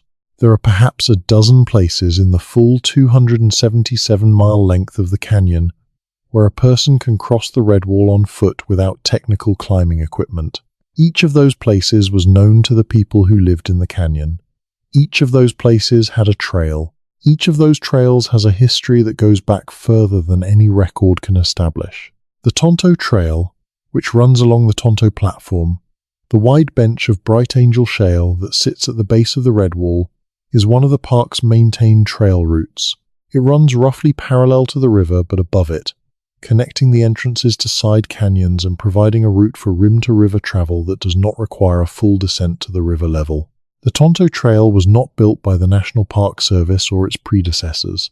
It was cleared and formalized by them, but it follows a pre-existing route. The route it follows is the route that the people who lived in the inner canyon found to be the most efficient for travel along the Tonto Platform.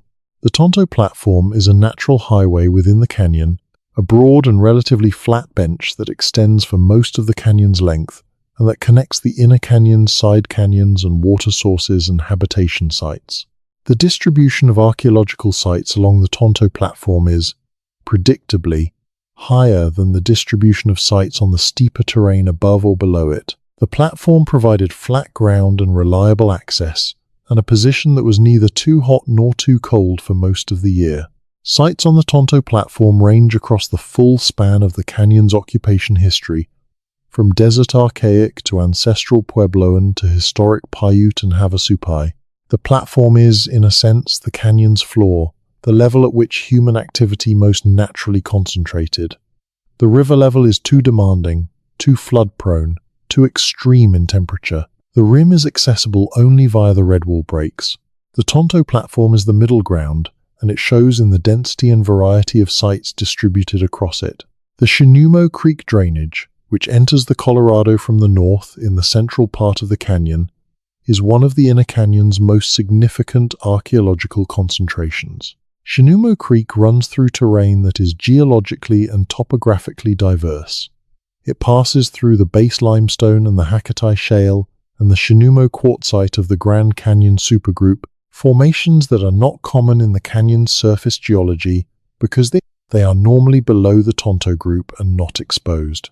In the Shinuma Creek area, faulting and differential erosion have exposed these ancient formations, and the landscape they produce is different from the landscape of the main canyon corridor.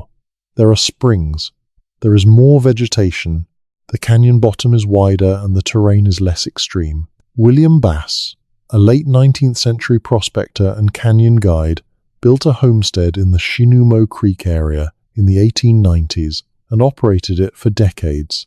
Before Bass, the area was used by pre-contact people, and the archaeological sites in the Shinuma Creek drainage are considered among the most significant in the Central Canyon. What the Shinuma Creek drainage contains that has not been fully accounted for is a set of features described in the Bass-era records and in early National Park Service surveys that have not been the subject of subsequent systematic investigation.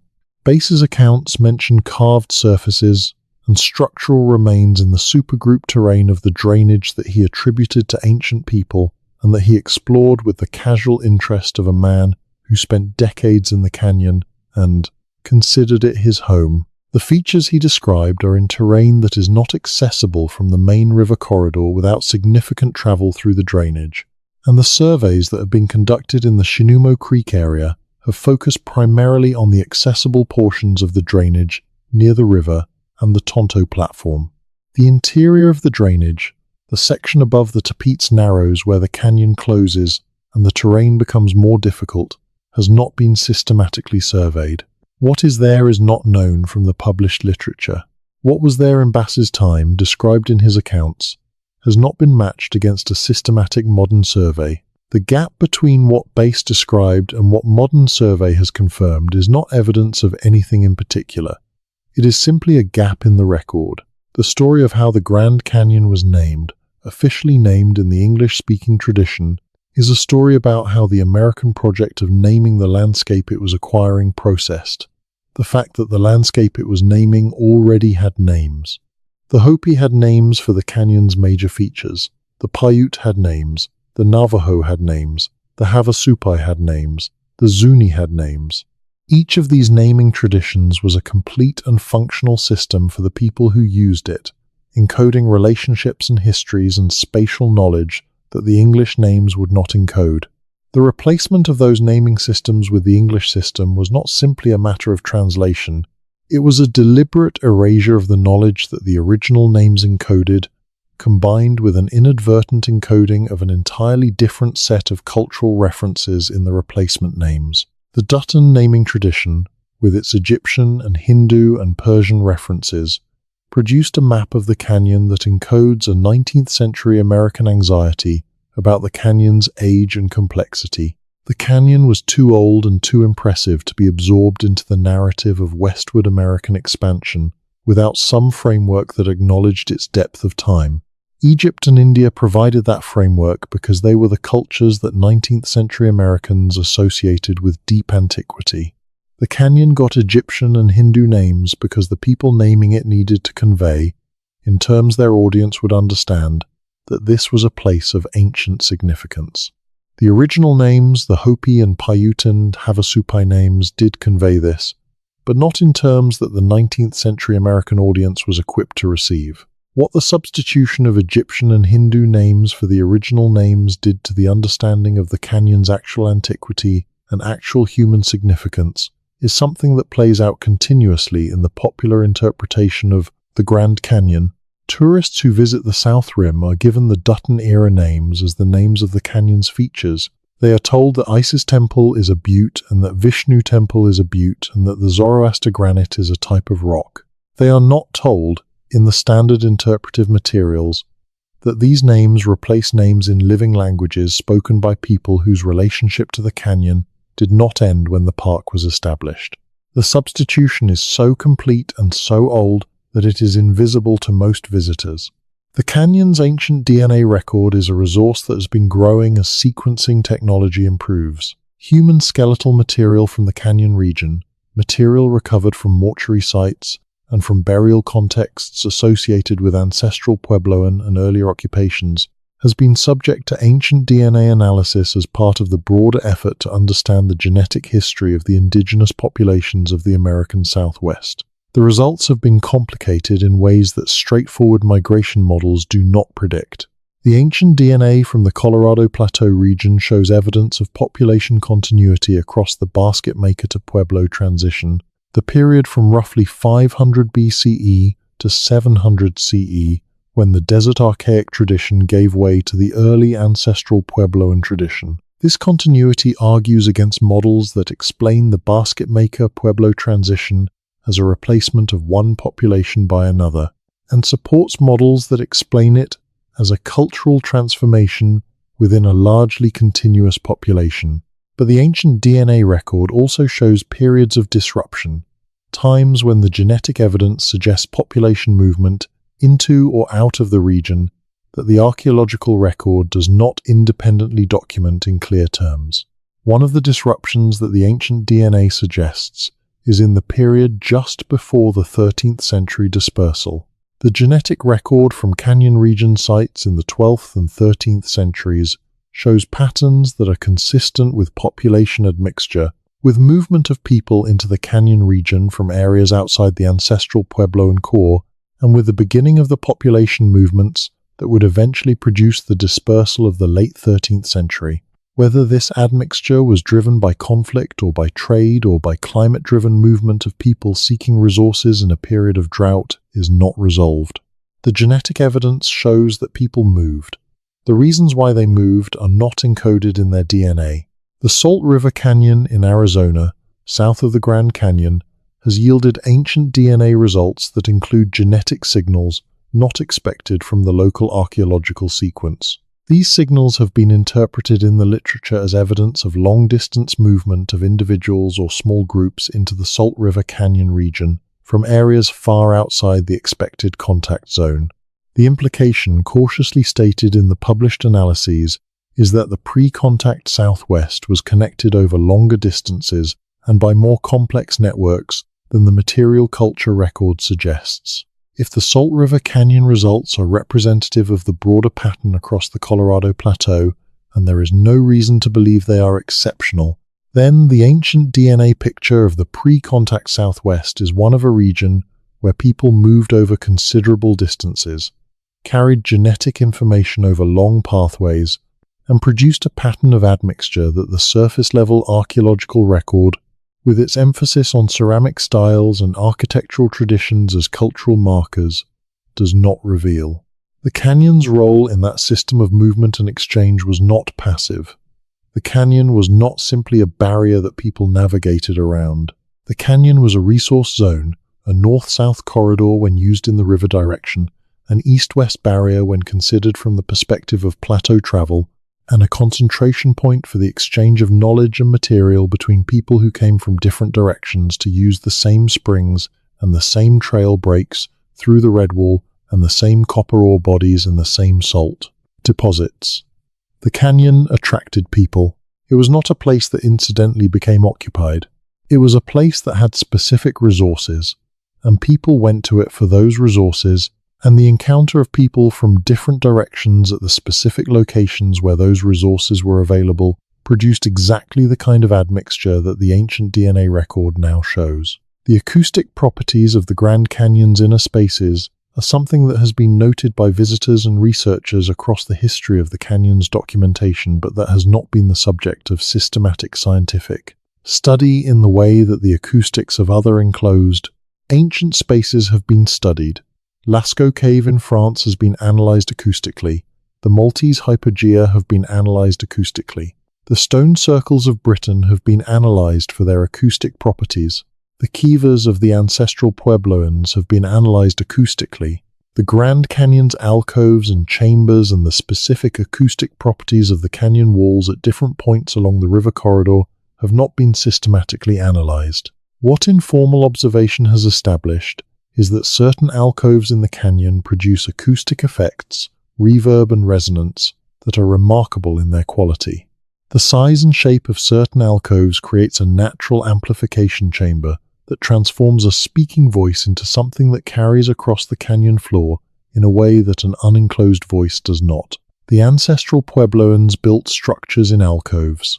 Whether the acoustic properties of specific alcoves influence the selection of those alcoves for construction, in addition to the practical factors of shelter and thermal stability, is a question that has been asked but not systematically answered.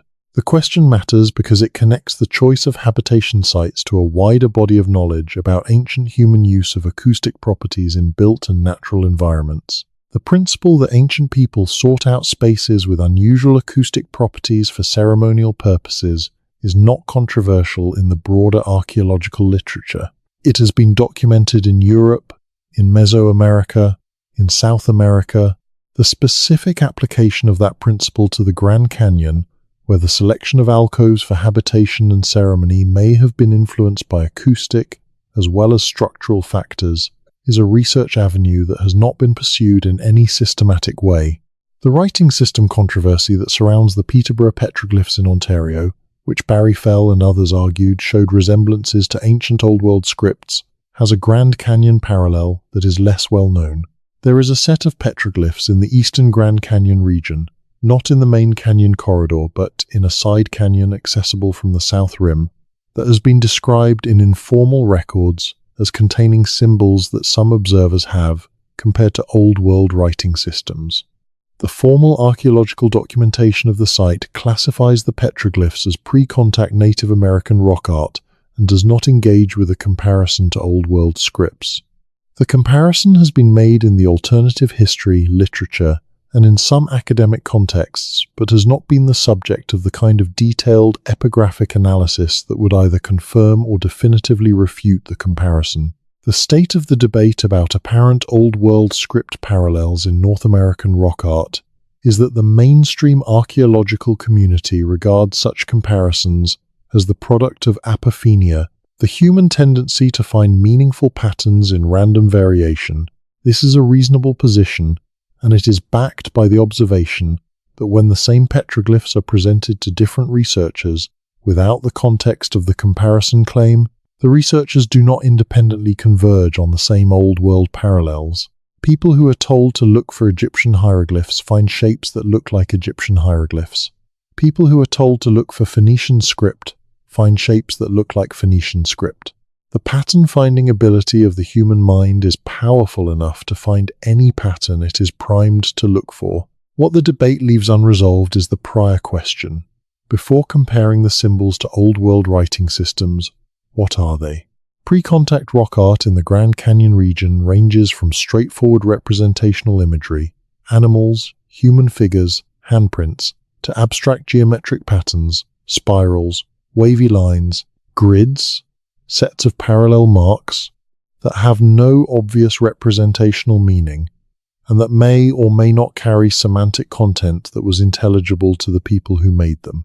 Whether those abstract geometric patterns constitute a writing system, a notation system, a ritual encoding, a territorial marking, or something that does not correspond to any category in the researcher's vocabulary, is a question that has not been answered for any North American pre-contact rock art tradition. The Agawa rock pictographs on Lake Superior in Ontario, which include the image of the Mishipeshu, the great underwater spirit, painted on a cliff face that is accessible only by canoe in calm water conditions, demonstrate that pre-contact North American rock art was not necessarily made in locations that were convenient or casually accessible. It was made in locations that had meaning, and the meaning was often encoded in the location itself as much as in the image. The Grand Canyon rock art, similarly, is found not uniformly across the canyon's walls but in specific locations, specific surfaces, specific orientations. Some of those choices can be explained by practical factors. South-facing walls are more sheltered from weather, surfaces of certain rock types hold pigment better than others, locations at trail stops or water sources were natural gathering points. Other choices are less easily explained by practical factors. They suggest that the people who made the rock art were making choices about where to make it that went beyond convenience. The Hopi-Tutskwa map concept is worth examining in this context. The Hopi understanding of the land includes the concept of Tutskwa, which is often translated as homeland, but which is better understood as a specific kind of relationship between a people and a landscape that encodes history, responsibility, ceremonial obligation, and geographic knowledge. The Tootsquah of the Hopi encompasses a territory vastly larger than the current Hopi Reservation. It includes the Grand Canyon, the Colorado River, specific mountains, springs, and trails across the Colorado Plateau. The Hopi relationship to the Grand Canyon is not that of a neighboring people who visit the canyon for resources. It is the relationship of a people to a landscape that is part of their identity and that they have obligations to maintain. That maintenance relationship, expressed through ceremonial visits, through salt pilgrimages, through the observance of traditional practices at specific canyon locations, is a form of knowledge management. The Hopi who make the salt pilgrimage carry knowledge about the canyon route, the water sources, the trail conditions, and the ceremonial obligations associated with specific locations. They carry this knowledge from generation to generation through the practice of the pilgrimage itself. The knowledge is not written down. It is embodied in the act of walking the route, performing the ceremonies, and returning to do it again. The disruption of that practice, whether by physical barriers or by the loss of the ceremonial knowledge that motivates it, would result in the loss of that knowledge in a way that no written record could compensate for. The Havasupai sealed the eastern side of their reservation's archaeological record, not through any deliberate concealment, but through the simple exercise of their legal right to control access to their land. The features that early surveys described in the eastern Havasu Canyon drainage, features that were identified as potentially significant but not fully documented before the 1975 boundary change, remain in the Havasupai homeland. Whether the Havasupai have documented those features according to their own priorities and using their own methodologies is something that the outside world does not know and has no entitlement to know. The tunnel question, the original question that the title of this story raises, is not resolved by any of the preceding evidence, because that evidence does not address tunnels in the specific sense of deliberate, human-constructed underground passages. What the preceding evidence does address is the question of what is underground in the Grand Canyon that has not been accounted for, and the answer to that question is extensive. The karst system of the Red Wall and Muav limestones is not mapped. The subsurface deposits of the canyon's debris fans are not systematically investigated. The caves that were commercially exploited for guano without archaeological survey are not retroactively documented. The caves that are above the practical limit of standard survey are not entered. The areas transferred to tribal control at the 1,975 boundary change are not accessible to outside researchers. The Glen Canyon area sites that were submerged in 1966 and are now being re-exposed by drought are being examined but not comprehensively. The North Rim's interior drainage network has not been fully surveyed. The acoustic properties of the canyon's alcoves have not been studied. The ancient DNA record is incomplete. The GPR surveys are fragmentary. The LiDAR survey has not been done. What is underground in the Grand Canyon, if underground means anything other than the literal geological formations, is the record of everything that happened in this place over 7,000 years of human occupation, most of which is not visible from the surface, most of which has not been investigated, and all of which belongs to the people who lived here, rather than to the institutions that arrived in 1919 and began managing the place as though its history started when they showed up. The 1909 Arizona Gazette story was wrong in its specifics and right in its instinct. The instinct it was following was the instinct that this place is older and more complex and more deeply inhabited than the official story acknowledges. The official story of the Grand Canyon is that it is a natural wonder. The full story is that it is a natural wonder that was also a home, and that the home's full history has not been told, and that the people who are best positioned to tell it have not always been in a position where their telling was welcomed or even solicited. The answer to what is under the Grand Canyon is, in part, the same answer that archaeology keeps arriving at in every part of the Americas where serious investigation is conducted. More than was expected, older than was assumed, and more connected to a wider world than the prevailing models predicted. The answer is also in part the specific and local answer of the canyon itself. A karst system of dissolved limestone passages feeding springs that were known and used by every culture that ever lived in or near the canyon. A network of bat caves and solution cavities that were shelters and storage spaces and ceremonial locations for people who had no reason to document their use of them, because their use was simply what life in that landscape required. A system of debris fans overriding earlier occupation surfaces that extend the canyon's archaeological record deeper in time than the surface evidence suggests.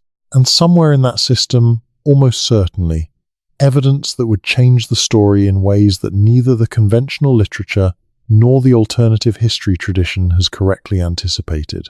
What the canyon holds and does not release is not supernatural. It is geological. The rock that preserved the Cardenas basalt's magnetic record for 770 million years is the same rock that preserves organic material in cave interiors for thousands of years. The same properties that make the canyon a geological record keeper make it a cultural record keeper. The canyon does not distinguish between the kinds of things it preserves. It preserves what survives the conditions it creates: aridity, darkness, temperature stability, physical isolation. The things that survive those conditions are the things we know about. The things that did not survive those conditions are the things we can only guess at. And the guessing, when it is done well, is not reckless. It is the honest acknowledgement that the question is larger than the answer we currently have, and that the answer is still being assembled, and that the assembly is happening most productively when the people doing it include the people whose ancestors lived here, rather than only the people who arrived later and brought better shovels. The canyon keeps its record the way the earth keeps all its records, patiently, indifferently, and in a language that takes generations to learn. The time it takes to learn that language is the time the canyon has been here.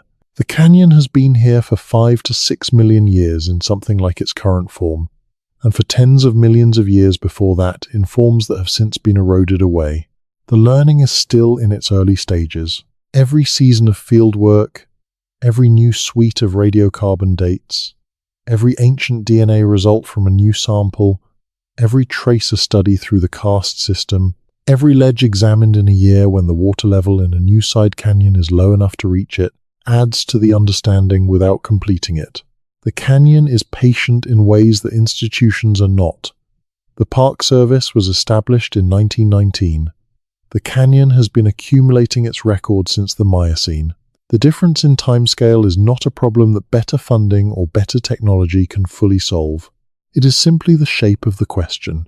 The question is bigger than any answering institution.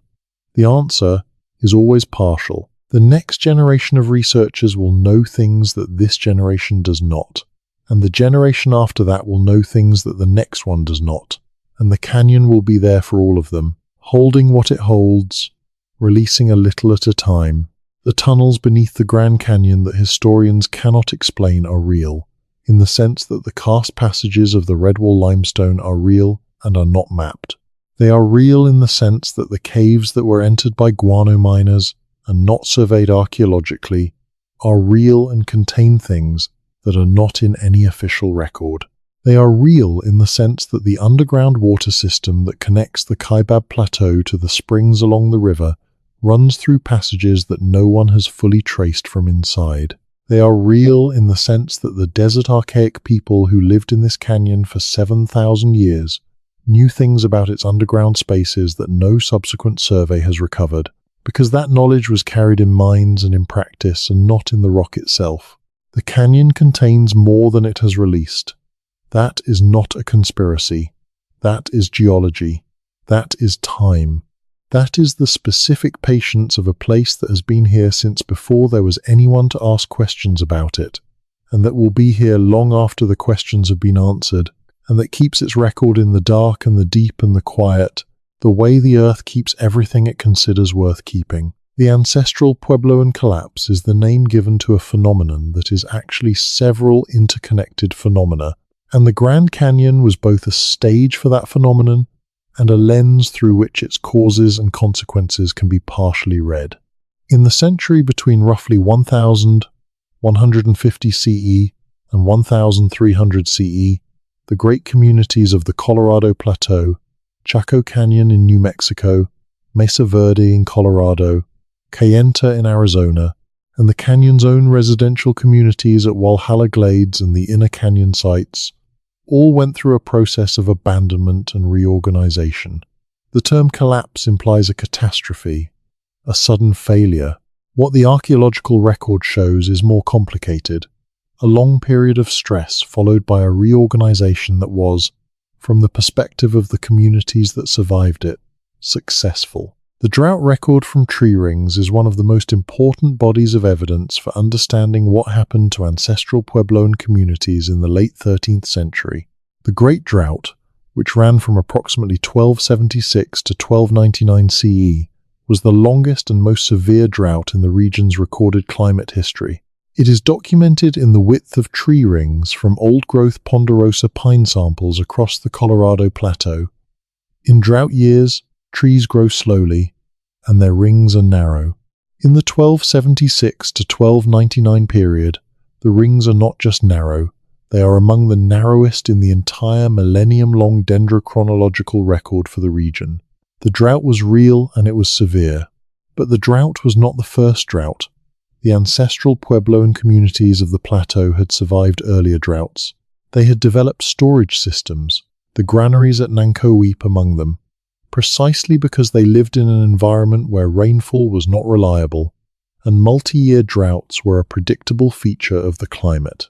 The communities that survived on the Colorado Plateau for centuries had survived by developing systems for buffering against drought, storage, trade networks, the vertical integration of different ecological zones at different elevations that allowed a community to draw on resources from high-elevation farming zones when lower elevation zones failed, and vice versa.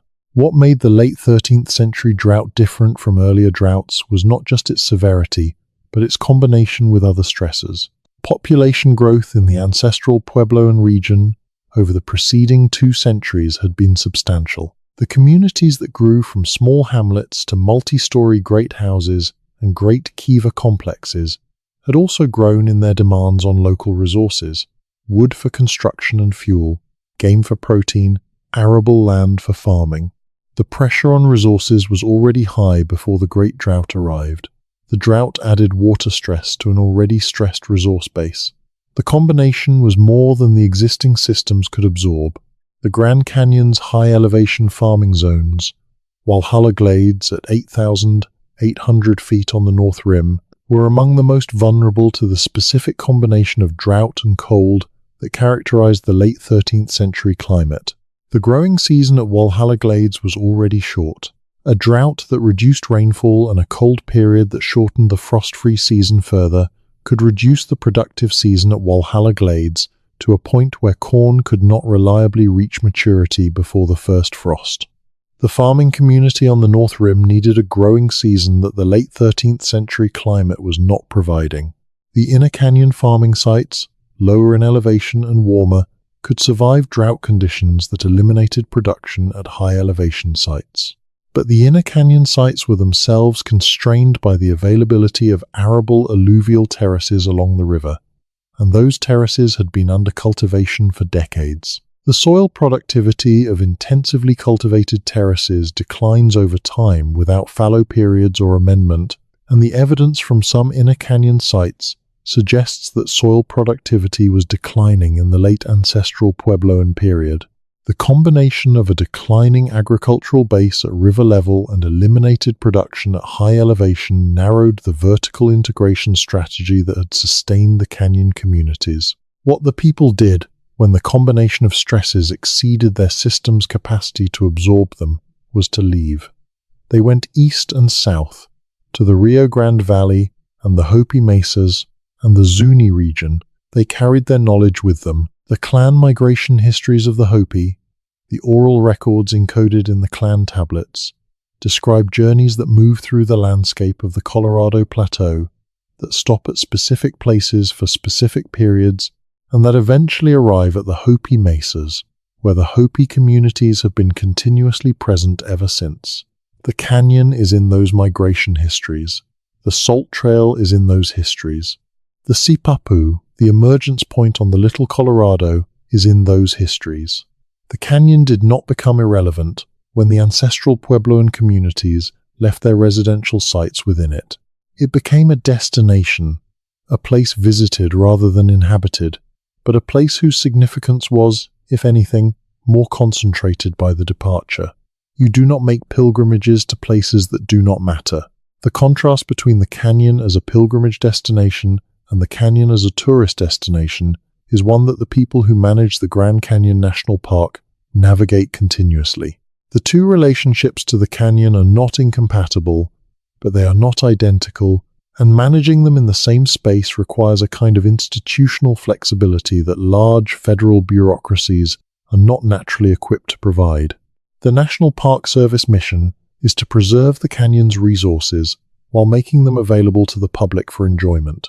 The Hopi mission, when a Hopi man makes the salt pilgrimage, is to fulfill a ceremonial obligation that maintains the relationship between his clan and the canyon and the specific places within it that his clan is responsible for. Those two missions share the canyon as their location. They do not share a framework for what the canyon is for. The evidence for pre-contact long-distance trade through the Grand Canyon region is substantial enough that it is not disputed in the academic literature, though its implications are sometimes understated. The presence of Pacific Ocean shells in sites throughout the Colorado Plateau, shells that are traded inland from the Gulf of California and the Pacific coast, documents a network that moved goods over distances of several hundred miles. Turquoise from the Cerrillos mines in New Mexico, the most significant pre-contact turquoise source in the Southwest, has been found in sites across the plateau, including the canyon region. Copper bells, manufactured in West Mexico using techniques associated with Mesoamerican metallurgy, have been found in canyon area sites and throughout the ancestral Puebloan region. Macaw feathers and macaw skeletal remains from Mesoamerican macaws have been found at multiple Southwest sites, including the Great House sites of Chaco Canyon. The geographic range of the trade network that the canyon's ancestral Puebloan communities participated in extended from the Pacific coast to the Gulf of Mexico and south into Mesoamerica. The volume of the trade and the sophistication of the organizational systems required to sustain it is something that the standard interpretation of ancestral Puebloan society often understates. Moving turquoise from Cerrillos to sites throughout the Southwest, moving copper bells from West Mexico to Colorado Plateau communities, moving macaws from tropical Mesoamerica to the arid plateau, moving shells from the Pacific coast to inland sites hundreds of miles away, required logistics. It required people who knew the routes and the water sources and the seasonal timing and the social relationships between communities along the way. It required, that is to say, exactly the kind of extensive and detailed geographic knowledge that the canyon-associated people's oral traditions preserve in encoded form, and that the canyon's trail system and water source locations were designed to support. The Grand Canyon was not at the center of this trade network. Chaco Canyon in the San Juan Basin of New Mexico was the organizational center of the network's high point in the 11th and 12th centuries, but the canyon region was part of the network. The Kaibab Plateau timber was a resource. The canyon's copper and pigment minerals were resources. The salt from the Little Colorado confluence was a resource. The trails through the canyon connecting the north and south sections of the plateau were infrastructure. The canyon's position in the trade network was that of a resource zone and a transit corridor, not a destination in itself, but not irrelevant. The infrastructure that supported that role, the trails, the water sources, the storage granaries, the established relationships with the communities on both rims and within the canyon, was built over centuries. The ancestral Puebloans who maintained it did not build it from scratch. They inherited it from the desert archaic people who preceded them, and the desert archaic people who preceded them did not build it from scratch either. The trails through the redwood breaks, the knowledge of which springs were reliable and which were seasonal, the understanding of the canyon's thermal zones, and their implications for agriculture and for travel, accumulated over the full duration of human presence in the canyon. The trail infrastructure that the ancestral Puebloans used was descended from the trail infrastructure of the desert archaic people, which was descended from the trail knowledge of the earliest people who entered the canyon, whose presence dates to a period that the archaeological record has not yet fully resolved. The oldest clearly documented evidence of human presence in the Grand Canyon region is approximately 11,000 to 12,000 years old, from the period immediately following the end of the last ice age. This is consistent with the timing of the initial human colonization of the Colorado Plateau, which most models place in the terminal Pleistocene.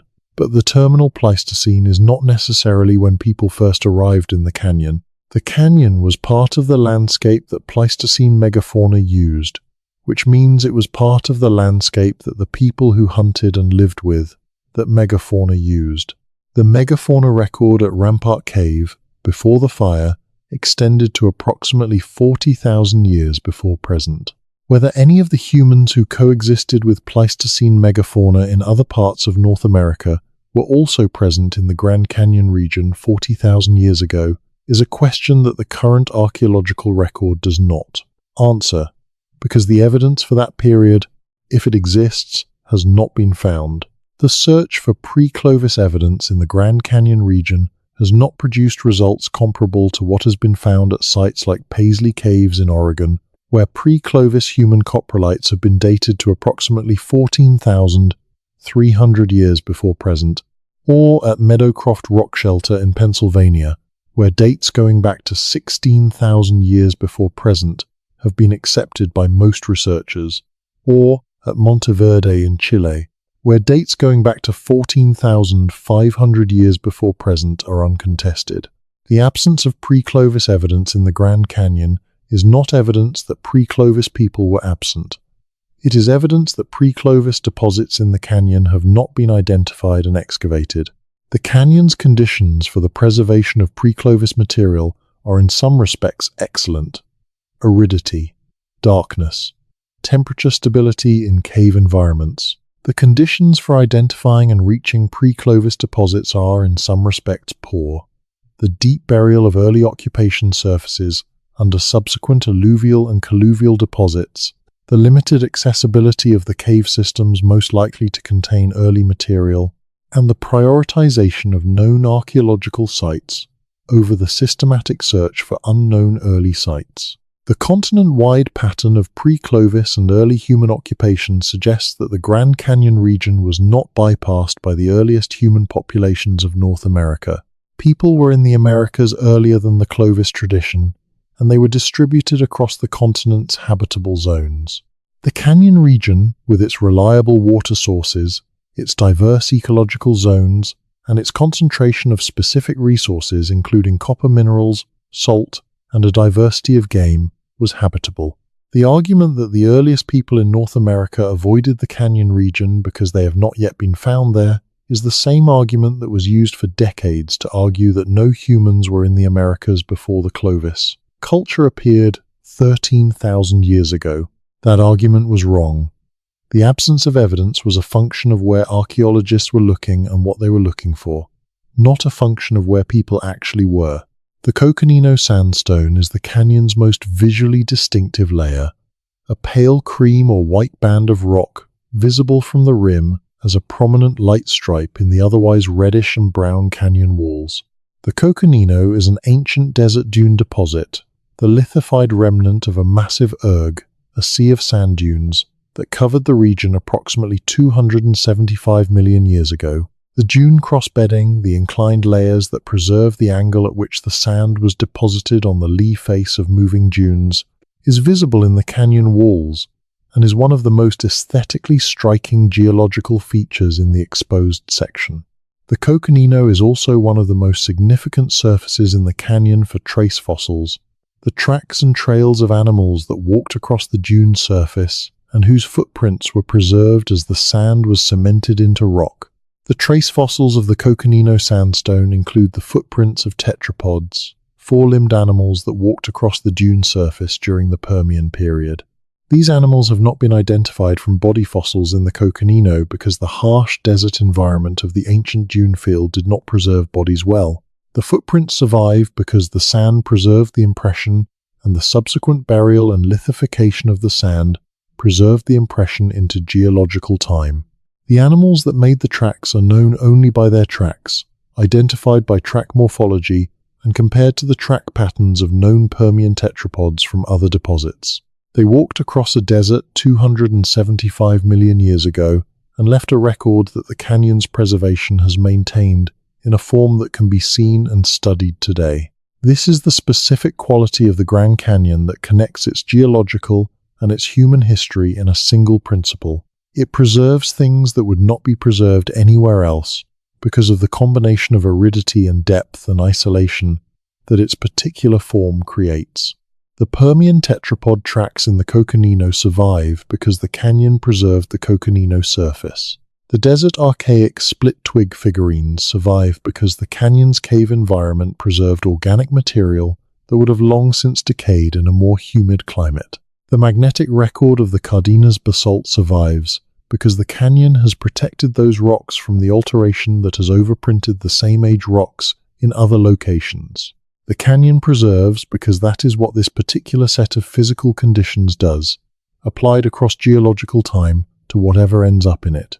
The human history of the canyon is therefore not a set of stories about exceptional people or exceptional cultures that somehow manage to leave records in a place where records are hard to leave. It is a story about what the canyon itself selected for preservation. The split-twig figurines survived because the desert caves were dry and the figurines were placed deep enough to avoid the daily temperature cycling that would have accelerated decomposition. The structures at Nankoweap survived because they were built under an overhang that protected them from direct precipitation. The petroglyphs survived because they were carved into the desert varnish on protected rock surfaces in locations where the abrasive winds of the canyon's exposure never reached them with enough force to strip the image. The canyon did the preserving. The people just had to put things in the right places, which they did, because they knew the canyon well enough to know which places were right. The visitor who stands at the south rim and looks down into the canyon is looking at a preserved record that extends continuously from the present moment back nearly 2 billion years. The record is not complete in any individual layer. The Great Unconformity represents a gap of 1.2 billion years in the depositional record. The surface erosion that removed the Chua group has eliminated a period of the supergroup's history. The fire at Rampart Cave eliminated 80% of a 40,000-year biological record. The commercial mining operations of the 19th and 20th centuries disturbed pre-contact deposits whose content is now unrecoverable. The dam has permanently altered the river's behavior and has buried some sites under sediment and exposed others to erosion that would not have affected them under the pre-dam flood regime. But the gaps in the record are also, in a sense, part of the record. They record the events that created them. The ancient erosion surface that created the Great Unconformity records a period of tectonic activity and erosion on a continental scale. The fire at Rampart Cave records the presence of a person or persons who set it, for reasons that remain unknown. The commercial mining disturbances record the intersection of industrial capitalism with a landscape that pre-contact people had used carefully for thousands of years. The dam records the decision of the mid-20th century United States to manage the Colorado River as a resource for water storage and power generation rather than as a wild river with its own dynamics and ecology.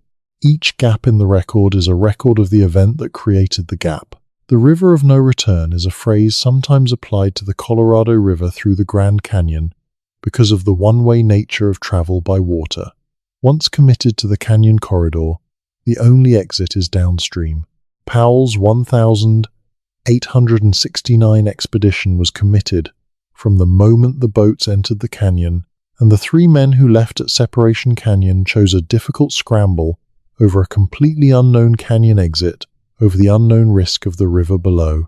The canyon is not a river of no return in the literal sense, because people have been going in and coming out of it for 12,000 years on foot. But the phrase captures something true about the canyon's geography. It is not easy to change your mind once you are inside it. The canyon has a way of requiring commitment from the people who enter it. That quality, the quality of demanding commitment from the people who inhabit it, is part of what shaped the cultures that developed within it. The Havasupai, who lived year-round in the bottom of Havasu Canyon, had to be committed to that life. The logistics of living at the bottom of a canyon, carrying materials in and crops out, managing the water of Havasu Creek for irrigation, trading with communities on the rim, were demanding. The people who sustained that life for centuries were not people who found it easy. They were people who found it worth doing because the canyon offered, along with its demands, something that nowhere else on Earth offered: the specific resources, the specific beauty, the specific relationships between land and water and sky that are the canyon's gift to the people who know it well. The current debate about the canyon's management is a debate about whose relationship to the canyon should take precedence. The relationship of the conservation manager who sees it as a natural system to be preserved, the relationship of the tourism economy that depends on millions of visitors seeing the natural wonder, or the relationship of the indigenous peoples whose ancestral connection to the canyon predates the national park concept by thousands of years. None of these relationships is invalid. All of them are incomplete descriptions of what the canyon is and who it belongs to, if it belongs to anyone. The canyon was here before any of the relationships that now compete for precedence in its management. It will be here after those relationships have been renegotiated and renegotiated again. What the canyon is, underneath all the relationships, and all the management frameworks, and all the interpretive materials, and all the visitor statistics, and all the research programs, and all the alternative history theories, and all the genuine archaeological discoveries that keep adding to the understanding without completing it, is a hole in the earth. It is a space where the river cut down, and the walls held, and the layers of time were exposed to the air and the light. It is a place where the earth showed what it is made of, not metaphorically but literally: rock, the compressed and transformed remnants of ancient environments, each layer a record of a world that no longer exists. The human history inscribed on those walls and in those caves and in the alcoves and under the overhangs and in the debris fans and in the bat guano-rich floors of the Redwall caves is one more layer in that record, the most recent, the thinnest, the most complex, and the most incompletely preserved. The river that cut the canyon is itself a document. The Colorado River drains a watershed that covers 246,000 square miles across 7 states and parts of Mexico. The snow that falls on the Rocky Mountains in Colorado and Wyoming runs off in spring, gathering in tributaries that become the Colorado, which carries the water southwest and then south through the canyon and into the Gulf of California. The river's power to cut through rock is the power of that entire watershed's precipitation concentrated into a single channel. And the rock it has been cutting through is some of the hardest rock on Earth. The canyon is the result of millions of years of that concentrated power applied to the Colorado Plateau's resistant rock layers. The river did not simply erode the canyon. It exploited structural weaknesses, followed fault lines and joint systems, used its sediment load as an abrasive tool against the bedrock, and responded to the uplift of the Colorado Plateau as the plateau rose, keeping pace with the uplift by cutting deeper. The Kaibab Plateau, which forms the north rim, is higher than the south rim by approximately 1,000 feet. The north rim stands at roughly 8,000 to 9,000 feet elevation. The south rim stands at roughly 7,000 feet. The difference in elevation affects everything about the two rims' climates. The north rim gets more precipitation, including more snow, and has a shorter tourist season because its access road closes in winter when the snow depth becomes impassable. The north rim's higher elevation and different precipitation regime supported the ancestral Pueblo and farming community at Walhalla Glades, in the same way that the higher elevation of a mountain produces different ecological zones from the lower slopes. The farming conditions at Walhalla Glades were marginal but viable during the period when the community was established. They became non-viable during the climate stress of the late 13th century. The river at the bottom of the canyon is approximately 2,400 feet lower than the south rim and approximately 3,400 feet lower than the north rim. The temperature difference between the rim and the river in summer is significant. While the south rim sits at a relatively comfortable 80 to 90 degrees Fahrenheit, The inner canyon can reach 110 to 120 degrees at river level. The water temperature of the river since the completion of Glen Canyon Dam, drawn from the cold depths of Lake Powell, is a constant 45 to 50 degrees Fahrenheit year-round. The ecological consequences of a near-freezing river in a desert environment that reaches 120 degrees in summer are significant and ongoing.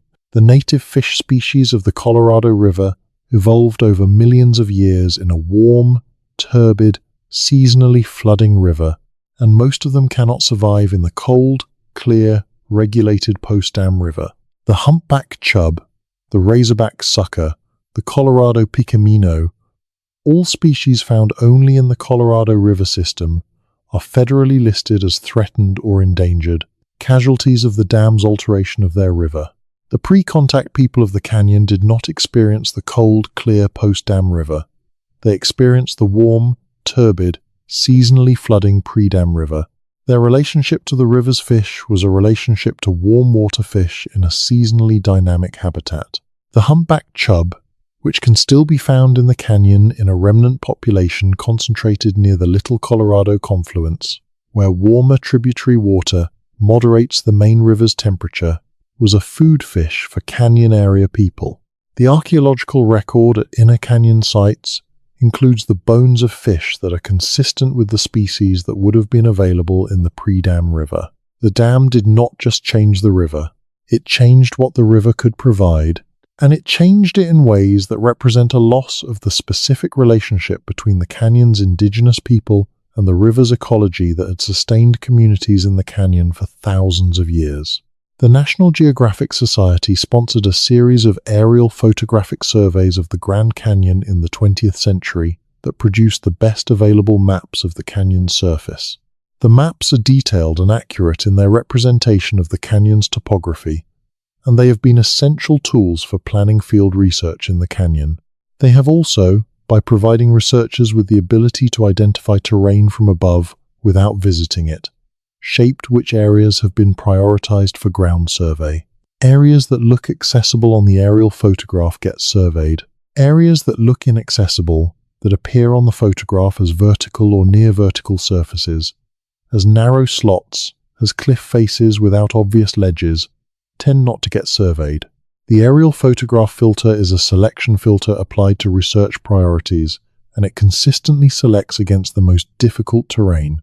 The most difficult terrain in the canyon is also, in many cases, the terrain most likely to contain intact archaeological deposits. The alcoves that are accessible only by technical climbing, the cave entrances that require rappelling to reach, the ledges that are above the practical scrambling limit of a survey team carrying full field equipment, are the places where the pre-contact people left material that subsequent human disturbance has not reached.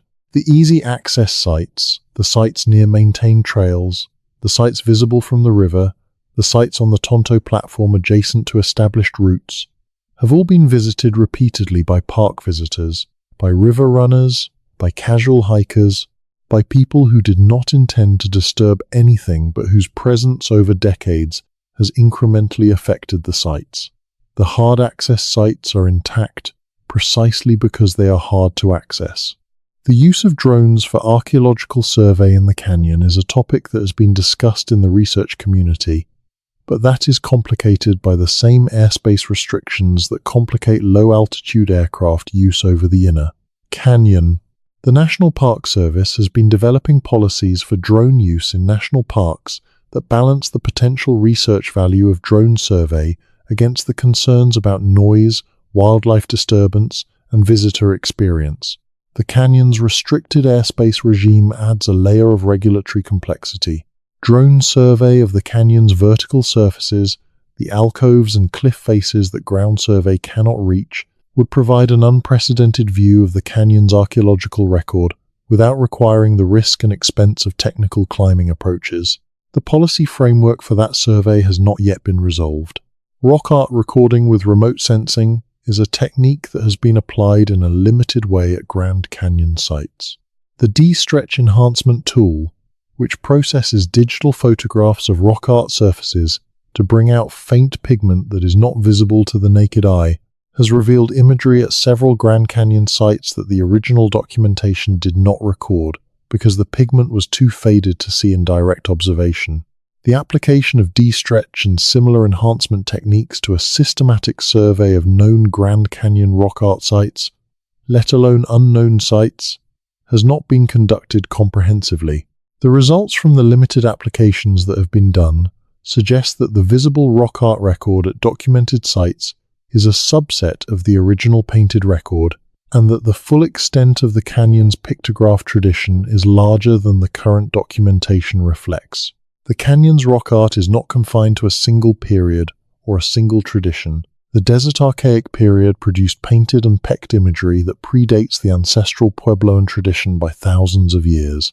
The ancestral Puebloan period added its own imagery, some of it in the same locations as earlier imagery and some of it in new locations that the earlier tradition did not use. The historic Paiute and Havasupai traditions added imagery in locations that were significant to their communities. The result is a layered record of visual expression that spans the full duration of human presence in the canyon and that represents, in some locations, a palimpsest of successive images placed on the same surface by people separated by centuries or millennia. The palimpsest quality of the canyon's archaeological record is not unique to the rock art. It is characteristic of the canyon as a whole. Every location that was attractive to pre-contact people because of its access to water or shelter or resources or trails was attractive for the same reasons to the people who came before and after. The sites at Lee's Ferry were used by the Desert Archaic people and the ancestral Puebloans and the historic Paiute.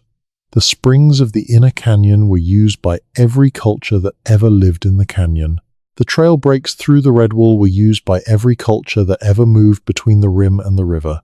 The palimpsest is not a confusion of the record. It is the record. It shows, more clearly than any single period site could show, that the canyon's value as a human landscape was consistent across thousands of years and across multiple cultural traditions that had no direct contact with each other. The consistency of that value, the fact that the same places attracted human use over thousands of years, is itself significant. It means that the canyon's geography, the distribution of its water sources and its trail routes and its sheltered spaces and its agricultural terraces, is not a random landscape in which human use happened to concentrate in some places and not others. It is a structured landscape in which the geographic structure shaped human behavior consistently over a period that exceeds the entire history of European civilization. The people who came to the canyon at different times found the same things worth using because the canyon offered those things reliably. The reliability of the canyon's resources, spring water that flowed even in drought years, alcoves that sheltered even in winter, trail routes that connected rim and river, even in the most extreme terrain, was the foundation of the canyon's role as a human landscape. The management of those resources, which the oral traditions of the canyon-associated peoples describe as an active and intentional practice, involved the maintenance of physical infrastructure and the maintenance of knowledge. The physical infrastructure included the trails, maintained by periodic work parties that cleared rockfall and restored eroded sections. It included the granaries, maintained by communities that used them seasonally. It included the water source access, the paths to springs that required maintenance to remain accessible through brush and rockfall. The knowledge infrastructure included the understanding of which springs were reliable and which were seasonal, which trail routes were passable after winter storms and which were not, which agricultural terraces produced well and which had been exhausted, which alcoves had sufficient depth and air circulation for storage and which did not. The maintenance of both kinds of infrastructure required people who were committed to the canyon as a landscape they would return to. It required people who had reason to invest in improvements that they might not immediately benefit from, but that their descendants, or their trading partners, or their ceremonial communities would use. The investment of labor in trail maintenance and granary construction and water source management is evidence not just of practical skill, but of a social organization that could mobilize collective labor for collective benefit, and that could maintain the obligation to return and maintain infrastructure over generations. The canyon was not managed by isolated individuals. It was managed by communities with the social complexity required to coordinate collective work across multiple locations and multiple seasons. That social complexity is not surprising in communities that were part of the ancestral Puebloan tradition, which produced the great houses of Chaco Canyon and the multi-story cliff dwellings of Mesa Verde. Those communities had substantial social complexity, but the social complexity of the desert archaic communities that preceded the ancestral Puebloans in the canyon is less well established. Because the material evidence of social complexity, the architecture and the ceramic assemblages, and the burial practices that archaeologists use to infer social structure is less abundant in the archaic record. The split-twig figurines suggest craft specialization and possibly religious organization. The scale of the trail system and the distribution of the archaic period camps suggest a landscape managed over a broad area. But the social mechanisms that produce the trail maintenance and the resource management of the archaic period are not directly visible in the current record. The Fremont culture, which occupied the northeastern edge of the Grand Canyon's catchment area in what is now southern Utah, provides a comparison case for how a pre-contact culture can manage a difficult landscape over a long period with organizational mechanisms that the archaeological record reveals only partially. The Fremont made distinctive ceramic assemblages and figurines, and they farmed the canyon country of the Colorado Plateau and its tributaries during roughly the same period as the ancestral Puebloans, from about 600 to 1300 CE. Their sites are distributed across terrain that is as demanding as the Grand Canyon in its requirements for knowledge and coordination. Their granaries, like the ancestral Puebloan granaries, are in alcoves accessible only by climbing, positions that protected the stored food from both weather and, presumably, theft. The Fremont disappeared from the archaeological record at roughly the same time as the ancestral Puebloans abandoned the canyon. Their fate is even less clearly established than the ancestral Puebloan dispersal, and the communities they descended into, the communities that carry Fremont ancestry, are a matter of ongoing research and debate.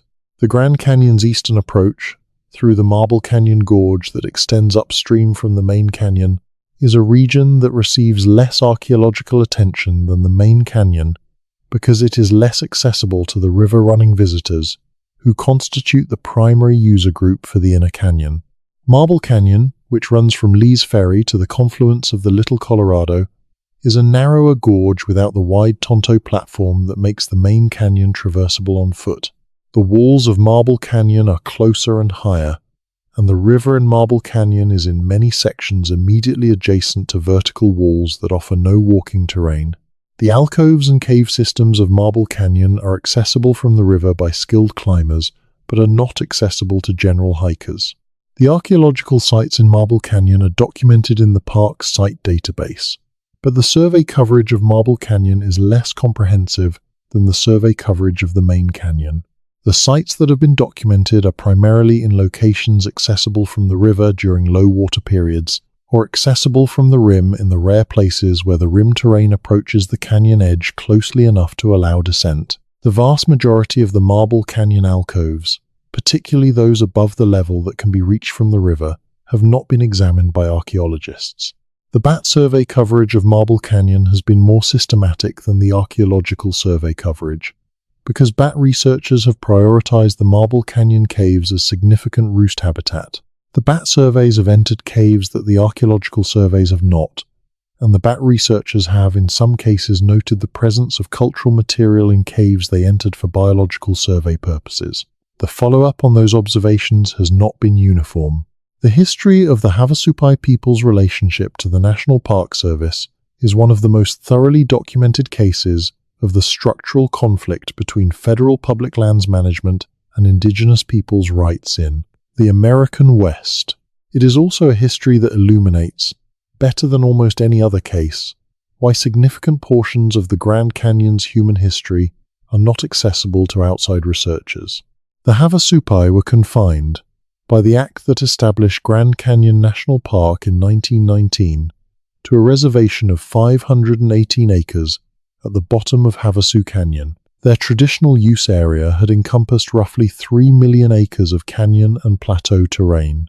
The confinement to 518 acres was, in the terms that federal policy used in 1919, a practical accommodation of the competing interests of park protection and indigenous occupancy. In the terms that the Havasupai used to describe what happened, it was the removal of a people from the land they had managed and used for longer than any American institution had existed, and the confinement of them to a fraction of that land barely large enough to sustain a community. For the next 55 years, the Havasupai pursued restoration of their lands through political and legal channels. The arguments they made were not just about justice, though they were about justice. They were also about knowledge. The Havasupai argued that the canyon terrain they had been removed from was not wilderness in the sense that federal land management used the term land without significant human modification or use. It was a managed landscape. The trails on it had been maintained by Havasupai labor. The water sources on it had been monitored and in some cases developed by Havasupai management. The vegetation patterns on the plateau above the canyon reflected Havasupai burning practices. The canyon was not pristine. It was inhabited, managed, and known. The 1,975 legislation that expanded the Havasupai reservation to approximately 188,000 acres was a significant victory for the Havasupai, and it was also a significant shift in the management of a portion of the Grand Canyon that the Park Service had been administering.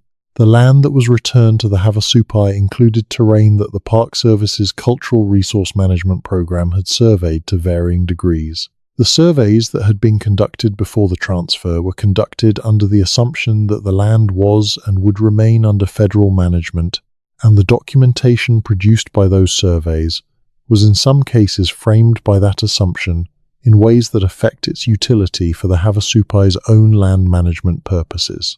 The sites documented in the pre-1975 surveys of the area now within the Havasupai Reservation are in the federal site database. The Havasupai have access to that database as part of the consultation processes required by federal historic preservation law, but the federal site database documents what federal survey teams documented using federal documentation methods for federal management purposes. It does not document what the Havasupai know about the terrain of their homeland, what their oral traditions say about specific sites, what their own surveys conducted since 1975 have found, or what the Eastern Havasu Canyon drainage contains that the pre-1975 surveys did not reach. That knowledge belongs to the Havasupai, and its disposition is determined by the Havasupai.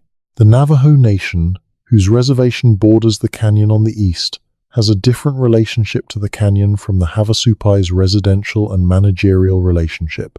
The Navajo, who are known in their own language as Diné, arrived in the southwest from the north sometime in the centuries preceding European contact, and their oral traditions record a migration into the landscape of the Colorado Plateau that took place in historical time rather than in a mythological era.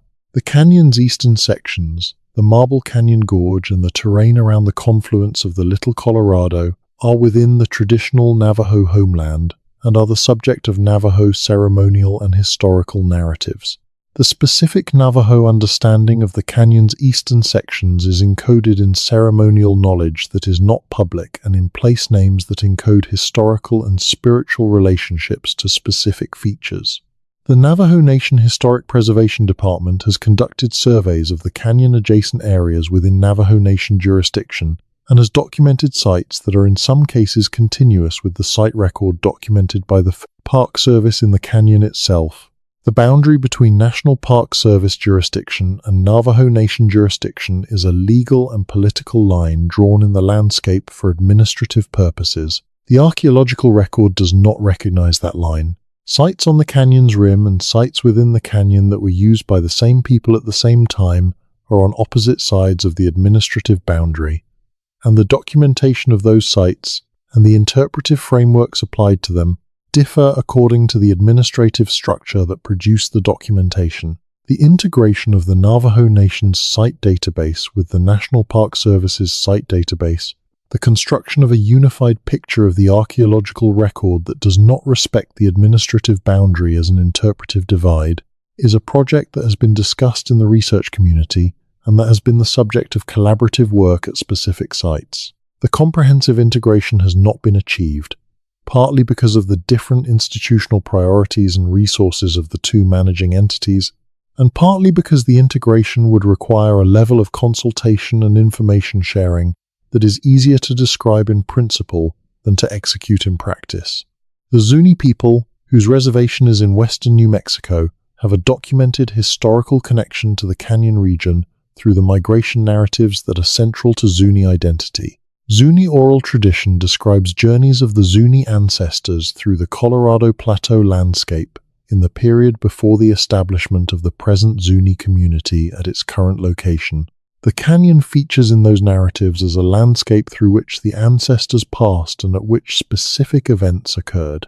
The Zuni cultural connection to the canyon has been the subject of consultation between Zuni cultural representatives and the National Park Service under the provisions of the Native American Graves Protection and Repatriation Act, which requires federal agencies to consult with culturally affiliated tribes about archaeological materials recovered from their lands. The NAGPRA consultation process has produced agreements between the Park Service and the canyon-associated tribes about the treatment and repatriation of human remains and associated funerary objects recovered from canyon sites.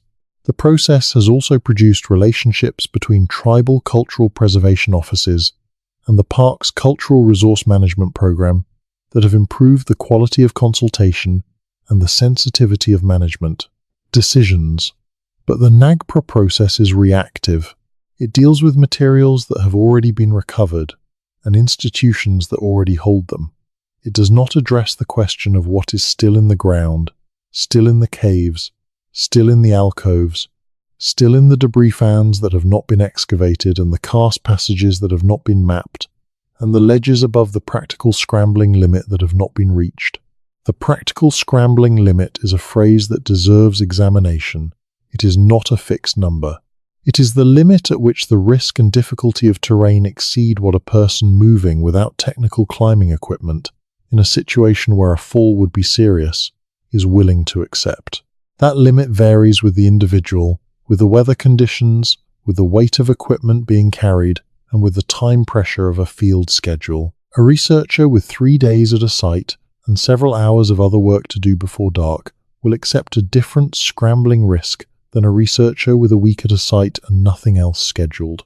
A researcher carrying a full field pack with documentation equipment will accept a different scrambling risk than a researcher carrying only a camera and water.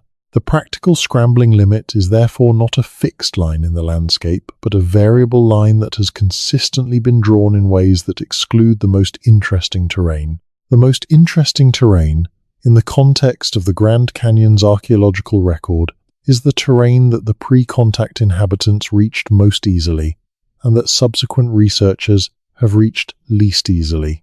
The ancestral Puebloans did not need technical climbing equipment to reach the ledge above the trail, because they were climbing that terrain in sandals or barefoot from childhood, with the accumulated confidence of a life spent in vertical canyon terrain.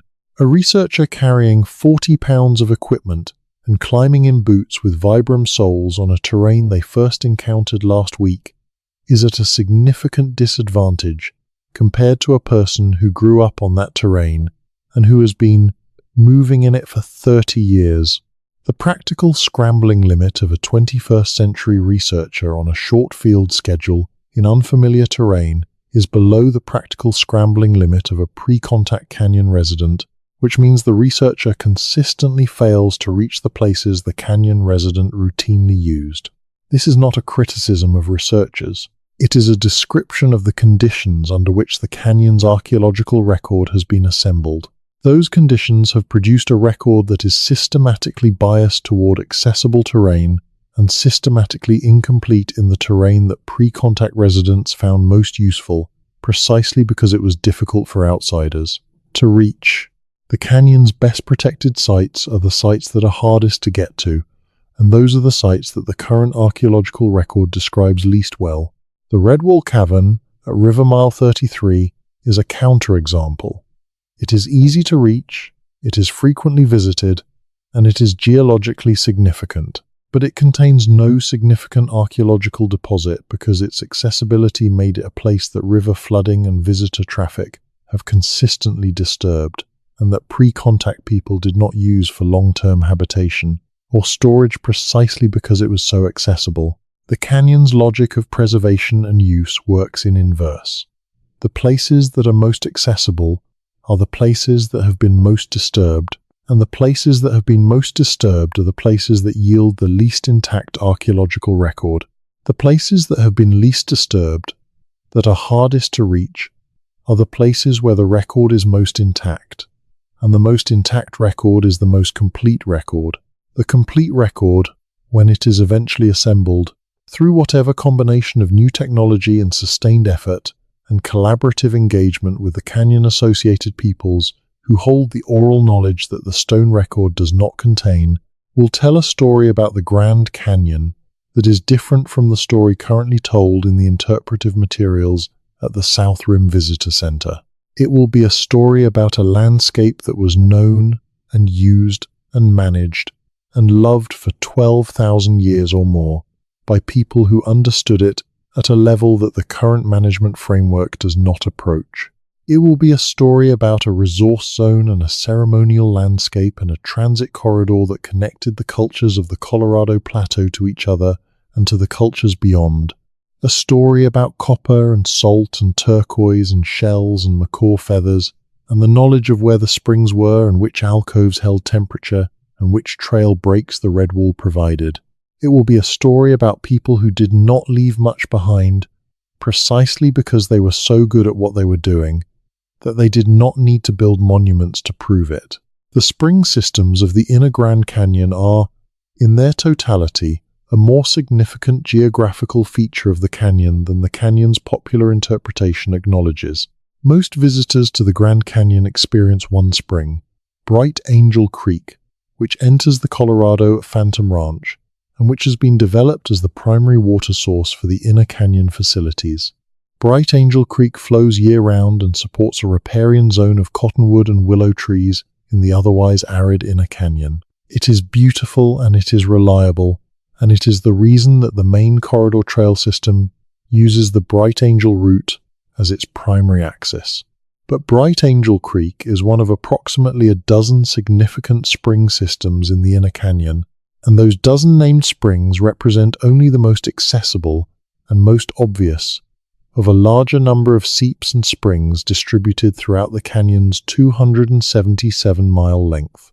The distribution of those springs is not random. It is determined by the geology. Springs emerge where permeable formations that carry groundwater contact, impermeable formations that force the water to the surface, or where the canyon walls have been cut below the water table, or where the fracture systems in the rock channel groundwater to specific surface expressions. The pre-contact inhabitants of the canyon understood the geology of spring emergence without using geological terminology. They understood it in the practical terms of knowing where to find water in a landscape where finding water is the prerequisite for everything else. The spring locations that the pre-contact inhabitants knew and that their oral traditions encode include springs that do not appear in the modern documented record of the canyon's water sources because they emerge in terrain that modern survey has not reached. The documented springs are the springs that the park's water resource management program has found it necessary to manage for visitor safety and wildlife habitat. The undocumented springs are the springs in the terrain between the managed areas, in the back corners of side canyons and on ledge systems above the walking level, and in the areas that the 1,975 boundary change transferred to tribal jurisdiction. Those undocumented springs were known to the pre-contact inhabitants. They may be known to the current tribal communities.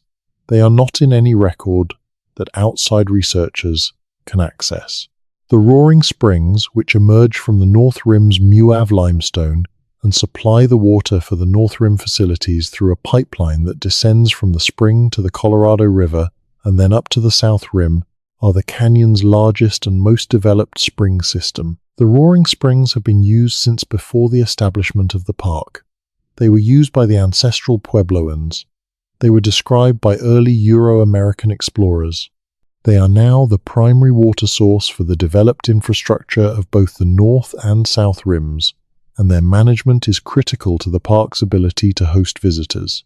The pipeline that carries Roaring Springs water from the North Rim to the South Rim crosses the Colorado River in a conduit that is one of the most significant pieces of infrastructure in the Inner Canyon.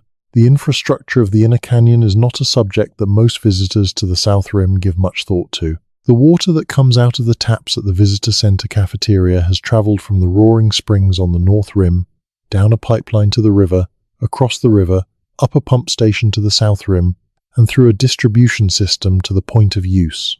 The electrical infrastructure, the communications infrastructure, the sewage treatment infrastructure, all of which the park requires to host the 5 million visitors who come to the South Rim annually, are engineering achievements conducted in terrain that would have seemed impossible to earlier generations of engineers. The maintenance of that infrastructure, which requires access to the Inner Canyon for repair and upkeep, produces a regular human presence in the canyon below the rim that is distinct from visitor access and that uses routes and areas that the visitor system does not include. The infrastructure maintenance crews of the Inner Canyon have, over the decades of the park's operation, encountered archaeological material in the course of their work. The regulatory framework that governs what happens when a maintenance crew encounters archaeological material during routine infrastructure maintenance is the same framework that governs construction project encounters with archaeological material. The crew is required to stop work, report the discovery, and wait for a cultural resource management professional to assess the discovery before work proceeds.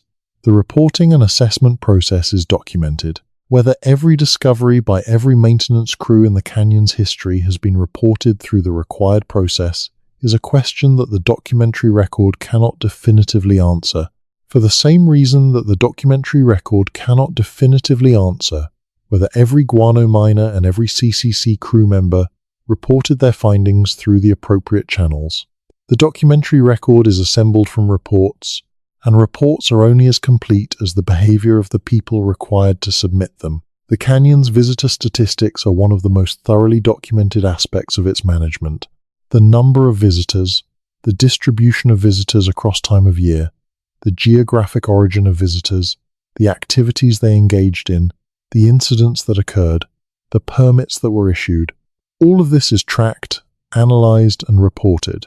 The canyon is one of the most intensively monitored recreational landscapes in the United States, and yet the land surface that those 5 million annual visitors traverse is perhaps 2 to 5% of the canyon's total interior surface, concentrated on the maintained trails and the developed overlooks and the visitor facilities. The remaining 95 to 98% of the canyon's interior surface is visited by a much smaller number of people, primarily permitted backcountry hikers and river runners, and some of it is visited by almost no one. The canyon's permitted backcountry is one of the most demanding wilderness environments in North America. Heat, water scarcity, difficult terrain, and the canyon's extreme relief make backcountry travel in the Inner Canyon a serious undertaking that requires preparation and skill. The permits required for backcountry travel are in high demand and are issued by lottery and quota. The areas that require permits are the areas that the park has determined need management to prevent overuse. The areas that don't require permits are the areas that are too difficult for most people to reach, which means they are also the areas that the pre-contact inhabitants found most useful for purposes that required privacy or inaccessibility from casual observation. The cave systems of the canyon's limestone formations continue to be subjects of research for bat biologists, hydrologists, paleontologists, and climate researchers. Each of these research disciplines enters the caves for specific purposes and documents what is relevant to those purposes. The bat biologists document the bat species and the colony sizes and the roosting habitat characteristics. The hydrologists document the passage dimensions and the flow characteristics and the water chemistry. The paleontologists document the animal remains and the stratigraphic context of the fossil deposits. The climate researchers document the speleothem formations, the stalactites and stalagmites and flowstone deposits that record the history of the region's climate through the chemistry of the water that deposited them. None of these research disciplines is primarily concerned with documenting the archaeological content of the caves. When any of them encounter archaeological material, the protocol is to report it to the park's Cultural Resource Management Program.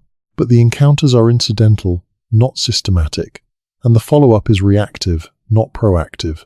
The speleothem in the back of a redwall cave may be growing over an archaic period occupation deposit that a paleoclimatologist extracting the speleothem for climate analysis would not necessarily identify as archaeologically significant. The sediment beneath the bat guano on the floor of a cave entered by a bat biologist may contain cultural material that the bat biologist, whose training and focus are in ecology and not archaeology, does not recognize as significant. The cross-disciplinary gap in the documentation of canyon caves is a specific instance of the broader problem of specialist tunnel vision in multidisciplinary landscapes. The Grand Canyon is a landscape where multiple research disciplines converge, each bringing essential knowledge, and each with systematic blind spots determined by the questions its discipline asks and the evidence its discipline is trained to see. The solution to specialist tunnel vision is not to train every specialist in every discipline, which is not practical, but to build research programs that systematically combine disciplinary perspectives in the same field contexts.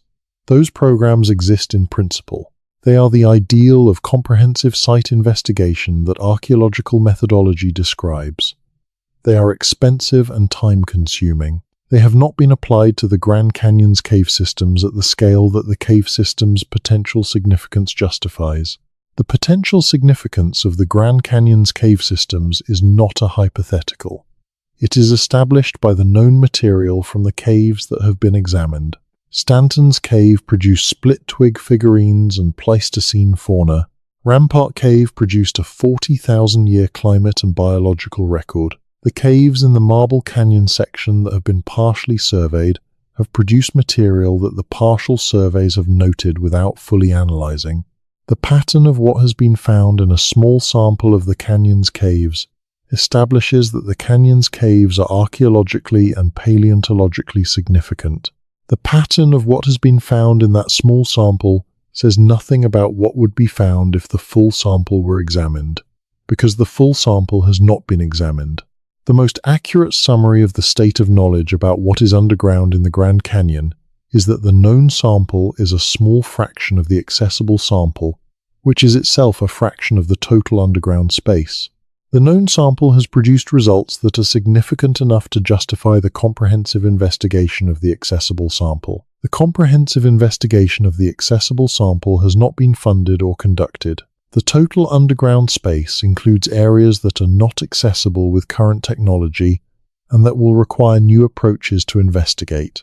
The new approaches, drone survey and remote sensing and improved sonar imaging of water-filled passages and improved methods for the non-destructive analysis of sediment sequences, are in development in research contexts that are not specific to the Grand Canyon but that will eventually be applied there.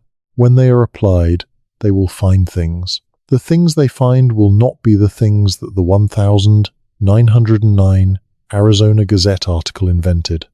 No Egyptian mummies, no hieroglyphic inscriptions, no statues of unknown gods. They will be the things that the history of the canyon's pre-contact occupation actually produced. The remnants of a way of life that was sustained in an extreme landscape by people who understood that landscape at a depth that no subsequent group of researchers has replicated. They will be the physical remains of the knowledge that made the canyon habitable, the traces of the management that made it productive, the evidence of the relationships that made it a node in a continental network rather than an isolated desert gorge. They will be enough to change the story in ways that the current story does not anticipate. And the change will be, as it always is when the archaeological record expands, in the direction of more complexity, more sophistication, more connection, and more time. Always more time. The light changes in the Grand Canyon in ways that the photographs do not capture.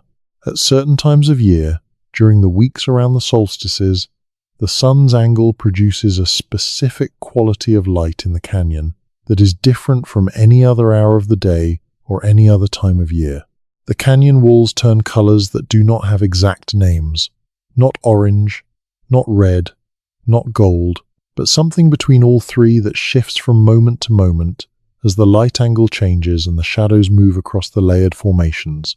The ancestral Puebloans who lived in the canyon and who oriented their architecture and their ceremonial lives by the sun's movements through the canyon would have known these specific light events, these moments when the canyon transformed, and would have given them significance. The modern visitor who happens to be in the right location at the right time encounters one of the most beautiful experiences available on the surface of the earth, and has no framework for understanding that the people who lived here saw it regularly and built a knowledge tradition around it.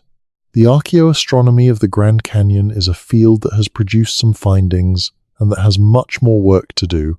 The orientation of ancestral Puebloan structures to solar and lunar events is well documented at Chaco Canyon, where the relationships between great house orientations and solstice, equinox, and lunar standstill events have been measured and confirmed. At the Grand Canyon, the archaeoastronomical analysis of structures has been attempted at a small number of sites. The results suggest that some structures were oriented with astronomical intention, though the small number of sites analyzed and the methodological challenges of assessing orientation in structures built against irregular cliff faces make the conclusions tentative. The medicine wheels of the Great Plains, which include the Majorville cairn in Alberta dated to approximately 5,000 years before present, and the Bighorn medicine wheel in Wyoming with its documented stellar alignments, represent a tradition of astronomical encoding in landscape features that is widespread across the pre-contact North American West. The Grand Canyon is in the western portion of the continent where that tradition was prevalent. The canyon's pre-contact inhabitants were part of cultures that showed sophisticated astronomical knowledge at other sites in the region. The absence of documented astronomical encoding in Grand Canyon sites is more likely a function of the limited archaeoastronomical investigation of those sites than a function of an actual absence of astronomical knowledge in the canyon's pre-contact communities. The winter solstice at the Grand Canyon produces a specific optical effect at certain locations on the south rim. The canyon is oriented roughly east-west in its central sections, and the winter solstice sun, at its southern extreme, illuminates the upper canyon walls on the north side in a way that the summer sun, approaching from the north, does not. The contrast between summer and winter illumination patterns in the canyon is visually dramatic, and a community that tracked the sun's annual movement through the canyon's walls would have identified specific locations where the contrast between solstice illumination patterns produced unmistakable signals. Whether those locations were marked or developed as observational sites is not something the current archaeological record confirms, because the identification of candidate sites for this function and the systematic documentation of the light events they might mark has not been conducted. The broader pattern of astronomical knowledge in the canyon-associated cultures is documented outside the canyon, in the Hopi traditions of sun-watching, in the orientation of Hopi villages and kivas, and in the oral traditions that describe the sun's journey through the year in geographical terms that include specific canyon landmarks. The Hopi Sun Watcher, a ceremonial position that involves monitoring the horizon for the sun's approach to specific astronomical positions, use landscape features as horizon markers to determine the timing of ceremonial events. The canyon's rim profiles, viewed from the Hopi mesas, include features that may have served as horizon markers for the sun watchers. The documentation of that relationship, the specific features used, and the specific astronomical events they marked, is knowledge that belongs to the Hopi ceremonial tradition and is not public. The Navajo winter solstice ceremony, the Yebeikai, involves elements that connect the ceremony's observances to geographical features of the Colorado Plateau, including features in and around the canyon. The specific geographical references in the Yebeikai are ceremonial knowledge, not publicly available, but the existence of ceremonial traditions that connect Navajo ceremony to specific canyon features is itself significant. because it documents that the canyon is not just an archaeological resource for the Navajo, but a living ceremonial landscape, a place where the relationship between the Diné people and the world they inhabit is maintained through practice rather than preserved in memory alone. The difference between a living ceremonial landscape and an archaeological site is the difference between an institution that is functioning and one that has ceased to function. The Grand Canyon's significance to the Hopi, the Navajo, the Havasupai, the Paiute, and the Zuni is not historical. It is present. The pilgrimages continue. The ceremonies continue. The knowledge is maintained in the communities that hold it. The relationship between those communities and the canyon is not a relic of the past that archaeologists study. It is a living system that coexists with, and is sometimes in tension with, the management system that the National Park Service maintains. The tension between those two systems is most visible in the debates about access and use restrictions that periodically arise in the management of the canyon. The question of whether the Havasupai have the right to bring helicopters into their reservation for the resupply of the village of Supai, which has no road access, has been a recurring point of friction between the tribe and the park. The helicopters fly over park airspace, and the noise they generate conflicts with the park's commitment to maintaining the natural soundscape. The village of Supai, at the bottom of Havasu Canyon, is home to approximately 700 people who depend on helicopter resupply for the goods that cannot be packed in or carried by the horse trains that also serve the village. The park's acoustic management interest and the community's resupply logistics exist in the same airspace, managed by different authorities for different purposes. The canyon's human geography is always more complicated than its natural geography appears to be. The natural geography of 277 miles of carved rock and one wild river and 5 million visitors is complicated enough. The human geography, the overlapping jurisdictions and the living cultural relationships and the competing management frameworks and the unresolved historical claims and the knowledge systems that hold information the formal record does not contain, is an order of magnitude more complicated. And it is the human geography that explains why, despite more than a century of formal archaeological investigation and more than 5 million annual visitors and more research attention than almost any other landscape in North America, the Grand Canyon still contains things that historians and archaeologists and geologists and the general public cannot fully explain. The things that cannot be explained are not supernatural. They are not the result of visitors from other worlds or the remnants of civilizations that mainstream history ignores. They are the result of time and complexity and the limits of what any research program can accomplish in a landscape as large and as demanding as the Grand Canyon. They are the result of the systematic exclusion of the knowledge systems that would best explain them, the oral traditions of the canyon-associated peoples, the embodied knowledge of the people who have been moving through this landscape for generations, the ceremonial knowledge of the communities who maintain their relationship to the canyon through practice rather than through scholarship.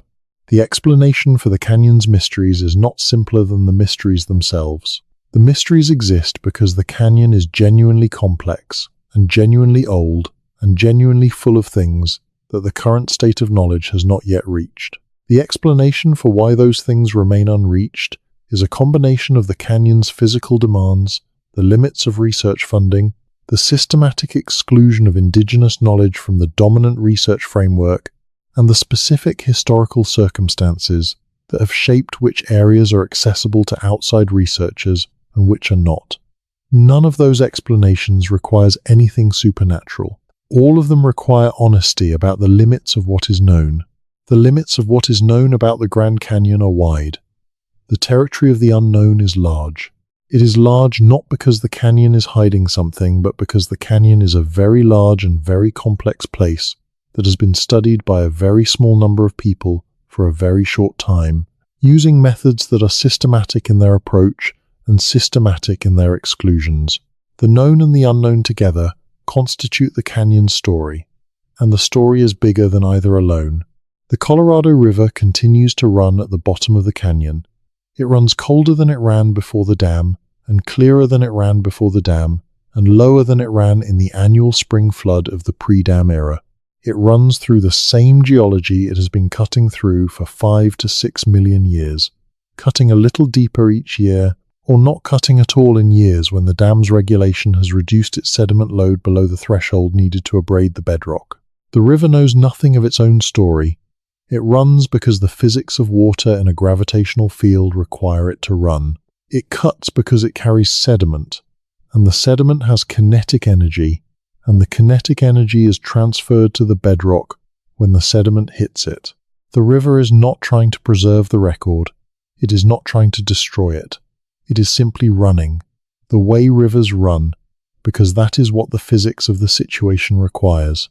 The people who study the river, and the canyon, and the human history inscribed on the canyon's walls and stored in its caves and encoded in the oral traditions of the communities whose ancestors were here long before the river was studied by anyone with instruments, are trying to do something that the river does not try to do. They are trying to understand. Understanding is a human project, and it is always incomplete, and the incompleteness is not a failure. It is the condition of understanding. You understand what you understand, and what you do not understand is the frontier where the next understanding begins. The next understanding of the Grand Canyon will be built on what is known now, and it will include things that are not known now, and it will be more accurate than what is known now, and it will still be incomplete. This is how knowledge works, in any field, in any landscape, at any point in time. The canyon is patient with the process. The canyon has been here for 5 to 6 million years. The process of understanding it has been underway for perhaps 200 years in any formal sense, and for 12,000 years in the deeper sense of human beings paying close attention to a landscape they depended on. The understanding that the 12,000-year tradition has produced, which is encoded in the oral traditions and the ceremonial knowledge of the canyon-associated peoples, is the understanding that the 200-year formal tradition is only beginning to approach. The gap between them is not a gap in human intelligence. It is a gap in time, and in the kind of attention that only time can produce. Time spent in a place, generation after generation, learning what the place offers, and what it requires, and what it holds, and what it does not release. Time spent paying the kind of attention that the canyon, if it could express a preference, would probably find most appropriate to itself, patient, sustained, and humble in the face of what it cannot yet fully explain. The split-twig figurines in the dark caves are 4,000 years old. The tracks of Permian tetrapods in the Coconino sandstone are 275 million years old.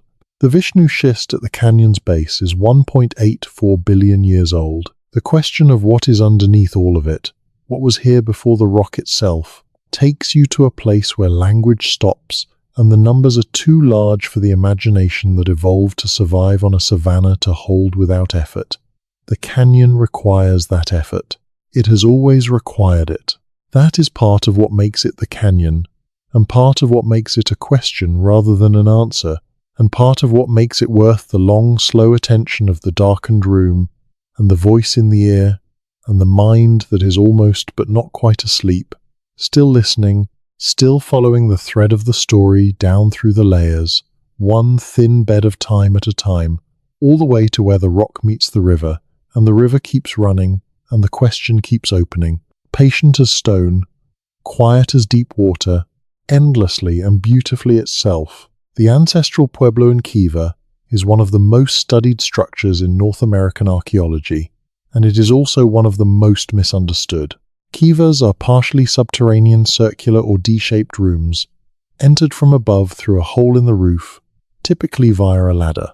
They were used for ceremony, for community gathering, for activities that required the specific conditions of a below-ground space.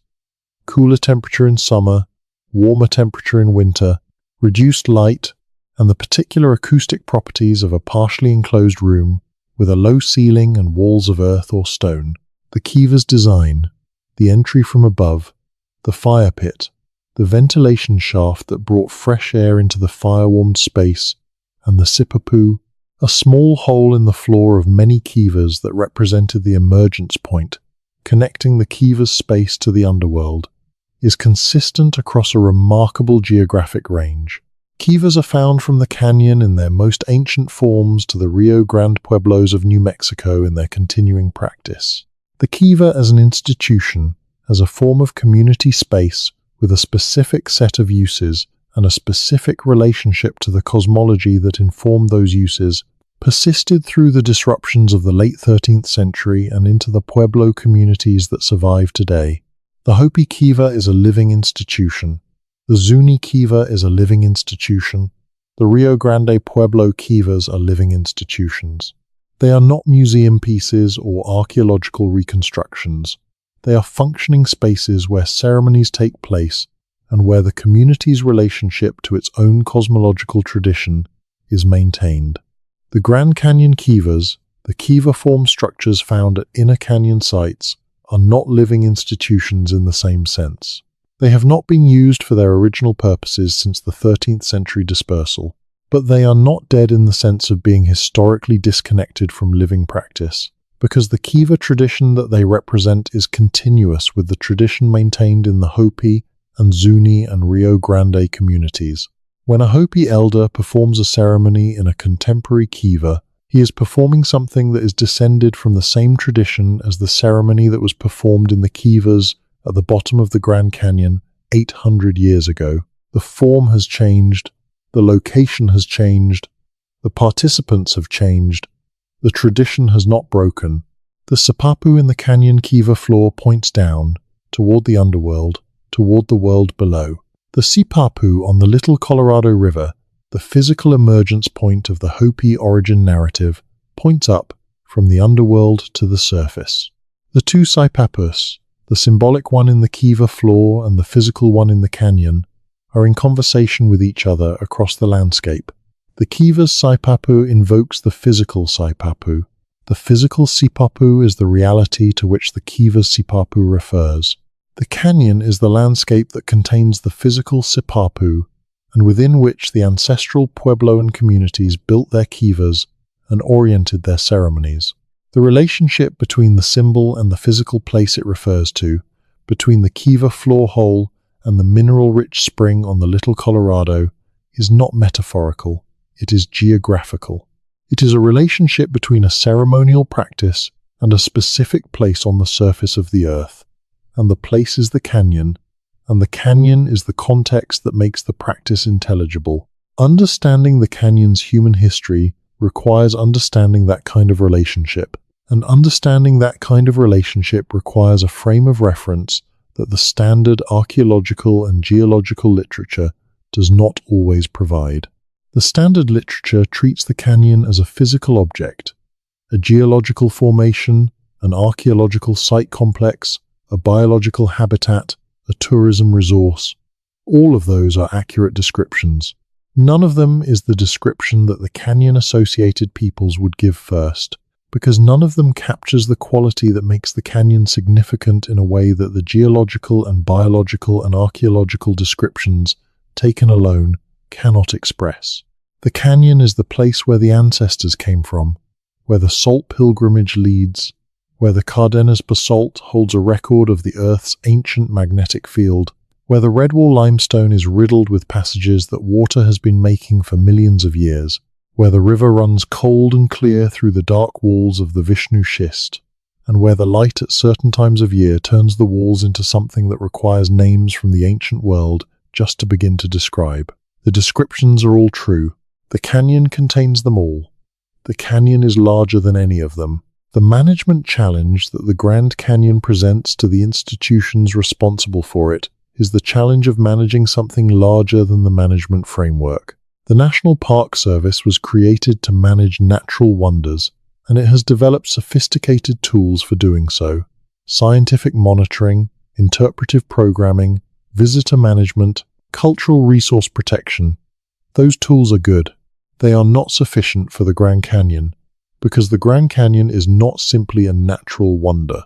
It is a natural wonder that is also a cultural landscape, a living ceremonial site, an archaeological repository of extraordinary depth, a geological record of nearly 2 billion years of Earth history, a hydrological system of considerable complexity, a biological habitat of significant diversity, and a node in the long-distance cultural and trade networks that connected the pre-contact peoples of North America across continental distances.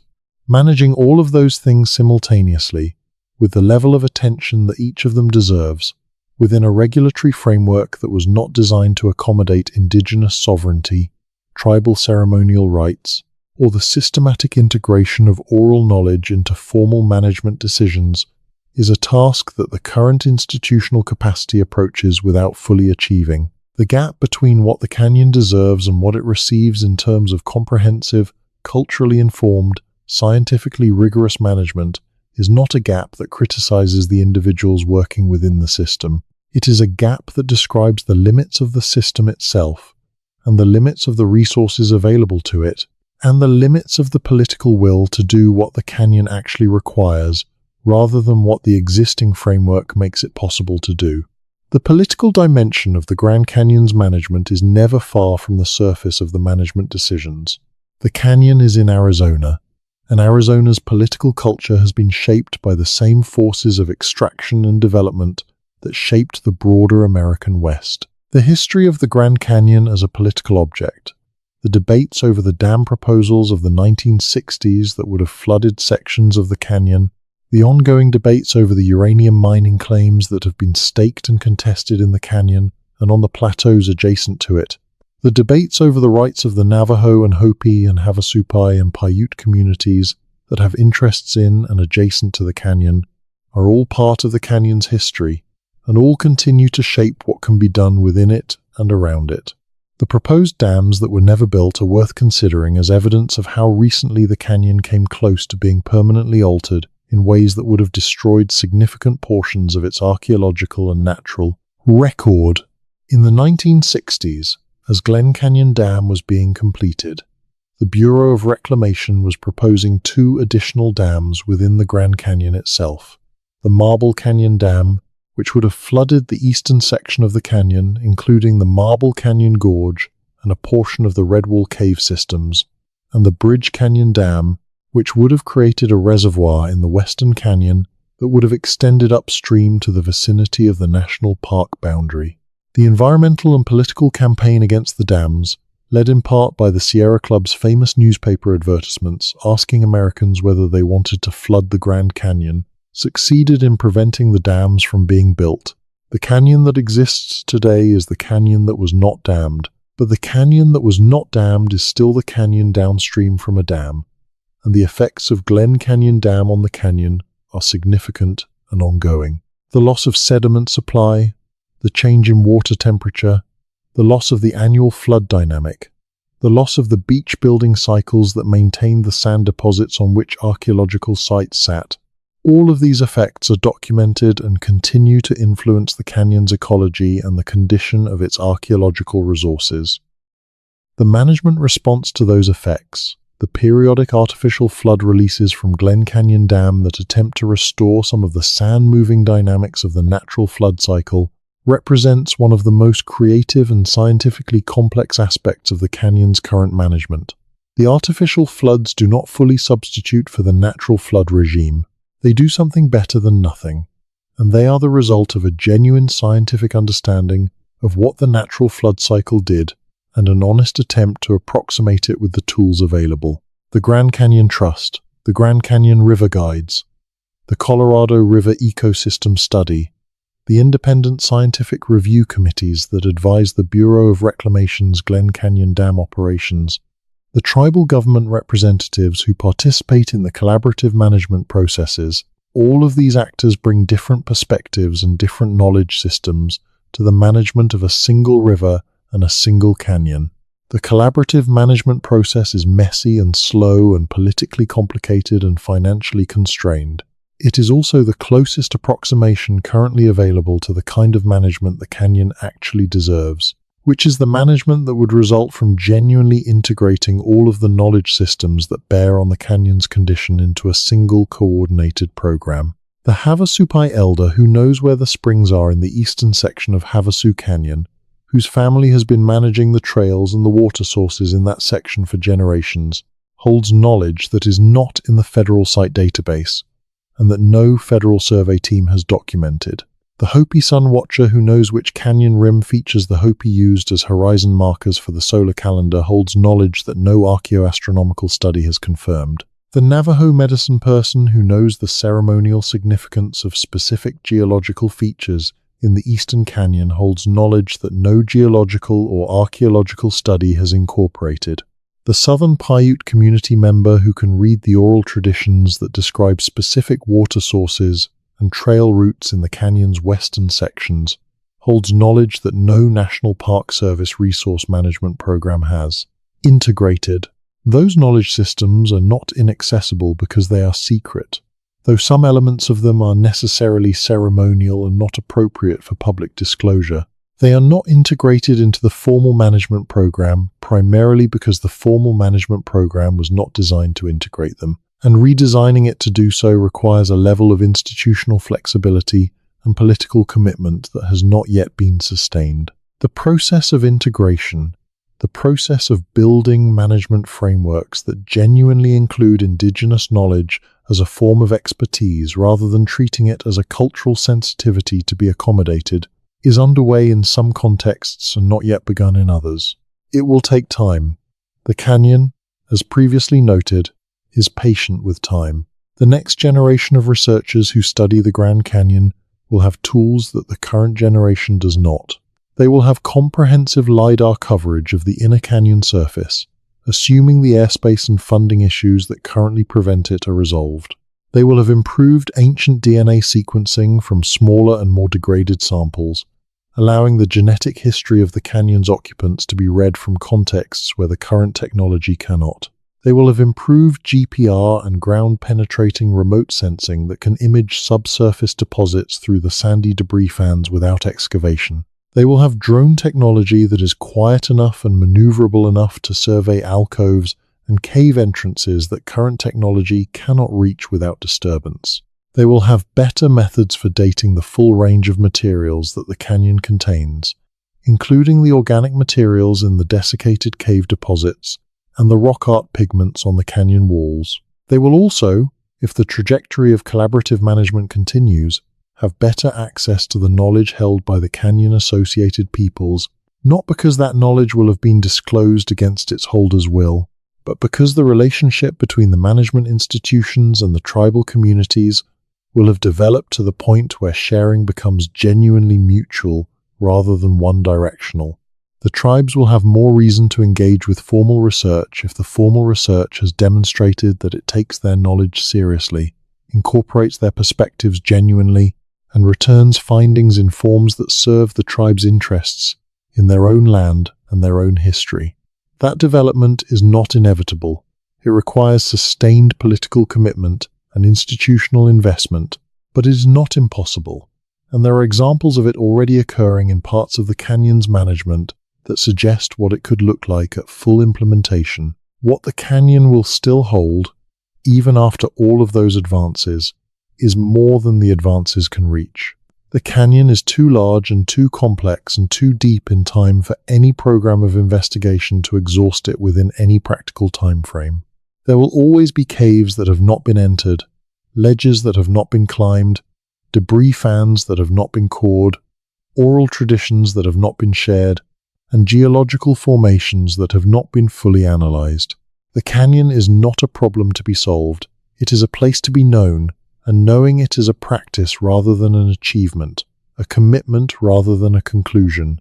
The commitment is to paying attention, carefully and persistently, and with the kind of intellectual humility that a 184 billion-year-old rock formation makes it difficult not to feel. The people who are best at paying that attention are the people who have been paying it the longest. The canyon-associated peoples have been paying attention to this canyon for longer than any other group of people. Their attention has produced knowledge that the formal research record has not replicated and cannot easily replicate because their attention was produced by living in the canyon and depending on it and being shaped by it over generations. The canyon shaped them as much as they shaped the canyon, and the shaping ran in both directions over a period of time that makes the formal research tradition look very young indeed. What the canyon holds is the product of all of that mutual shaping, the geological record shaped by the river and the chemistry of groundwater, and the dynamics of the tectonic plates, and the human record shaped by the people who lived in the canyon and who were themselves shaped by the canyon's demands and opportunities. The product is a place that is, in the deepest sense, irreducible. It cannot be fully described by any one discipline's methods, or any one community's knowledge, or any one management framework's categories. It requires all of them, and the relationship between them, and the patient and sustained commitment to holding all of them in mind, simultaneously, without resolving the complexity into a simpler story than the canyon actually is. This is a difficult requirement. It is also the only honest response to a place that has been too many things for too many people for too long to be contained in any single story. The canyon's mystery is not a puzzle to be solved. It is a condition of the canyon itself, and of our relationship to it, and of the limits of what human knowledge can hold about a place that is both very large and very old, and still very incompletely known. The mystery will not be eliminated by better research or better technology or better collaboration, though all of those will help. It will remain, in some form, for as long as the canyon remains, which is longer than any current institution will remain, and longer than any current research tradition will endure. And that is, in the end, what the canyon is teaching. If a canyon can be said to teach anything, that the world is older than the stories told about it, and larger than the frameworks used to contain it, and more patient than the people who study it, and more generous with its record than any archive that people have built, and more demanding of honesty than any institution that people have created. The canyon waits. The stories accumulate. The mystery deepens, not because there is less known, but because every new piece of knowledge reveals how much larger the unknown territory is than the previous state of knowledge could see. That deepening is not a failure of knowledge. It is the shape that knowledge takes in the face of something genuinely vast and genuinely ancient and genuinely itself. The geology of the canyon's western section, below River Mile 200, is different from the geology of the eastern section in ways that shape what the canyon looks like and what it has preserved. The Grand Wash Cliffs, which mark the western end of the canyon at approximately River Mile 277, represent the edge of the Colorado Plateau, the point where the plateau drops away to the basin and range province of the Mojave Desert region. The Grand Wash Fault, which runs along the foot of those cliffs, was the boundary of the Colorado River's canyon-cutting work. West of the fault, the river runs through flat desert without a canyon. East of the fault, the canyon begins. The Grand Wash Cliffs are therefore not just the end of the canyon's geography. They are the end of the geological structure that made the canyon's formation possible, the edge of the uplifted plateau whose resistance to the river's erosion produced the canyon's depth. At the very end of the canyon, at River Mile 277, where the walls fall away and the river emerges into the open desert, there is a moment that every person who has run the canyon by boat describes with a quality of feeling that is difficult to convey. You've been inside the canyon for the entirety of the journey, contained by walls that are higher than any building most people have ever stood next to, enclosed by a landscape that provided no visible horizon for days or weeks. And then the walls end, and the desert opens, and the sky that has been a narrow strip above you for the entire journey is suddenly everywhere. The canyon holds what it holds,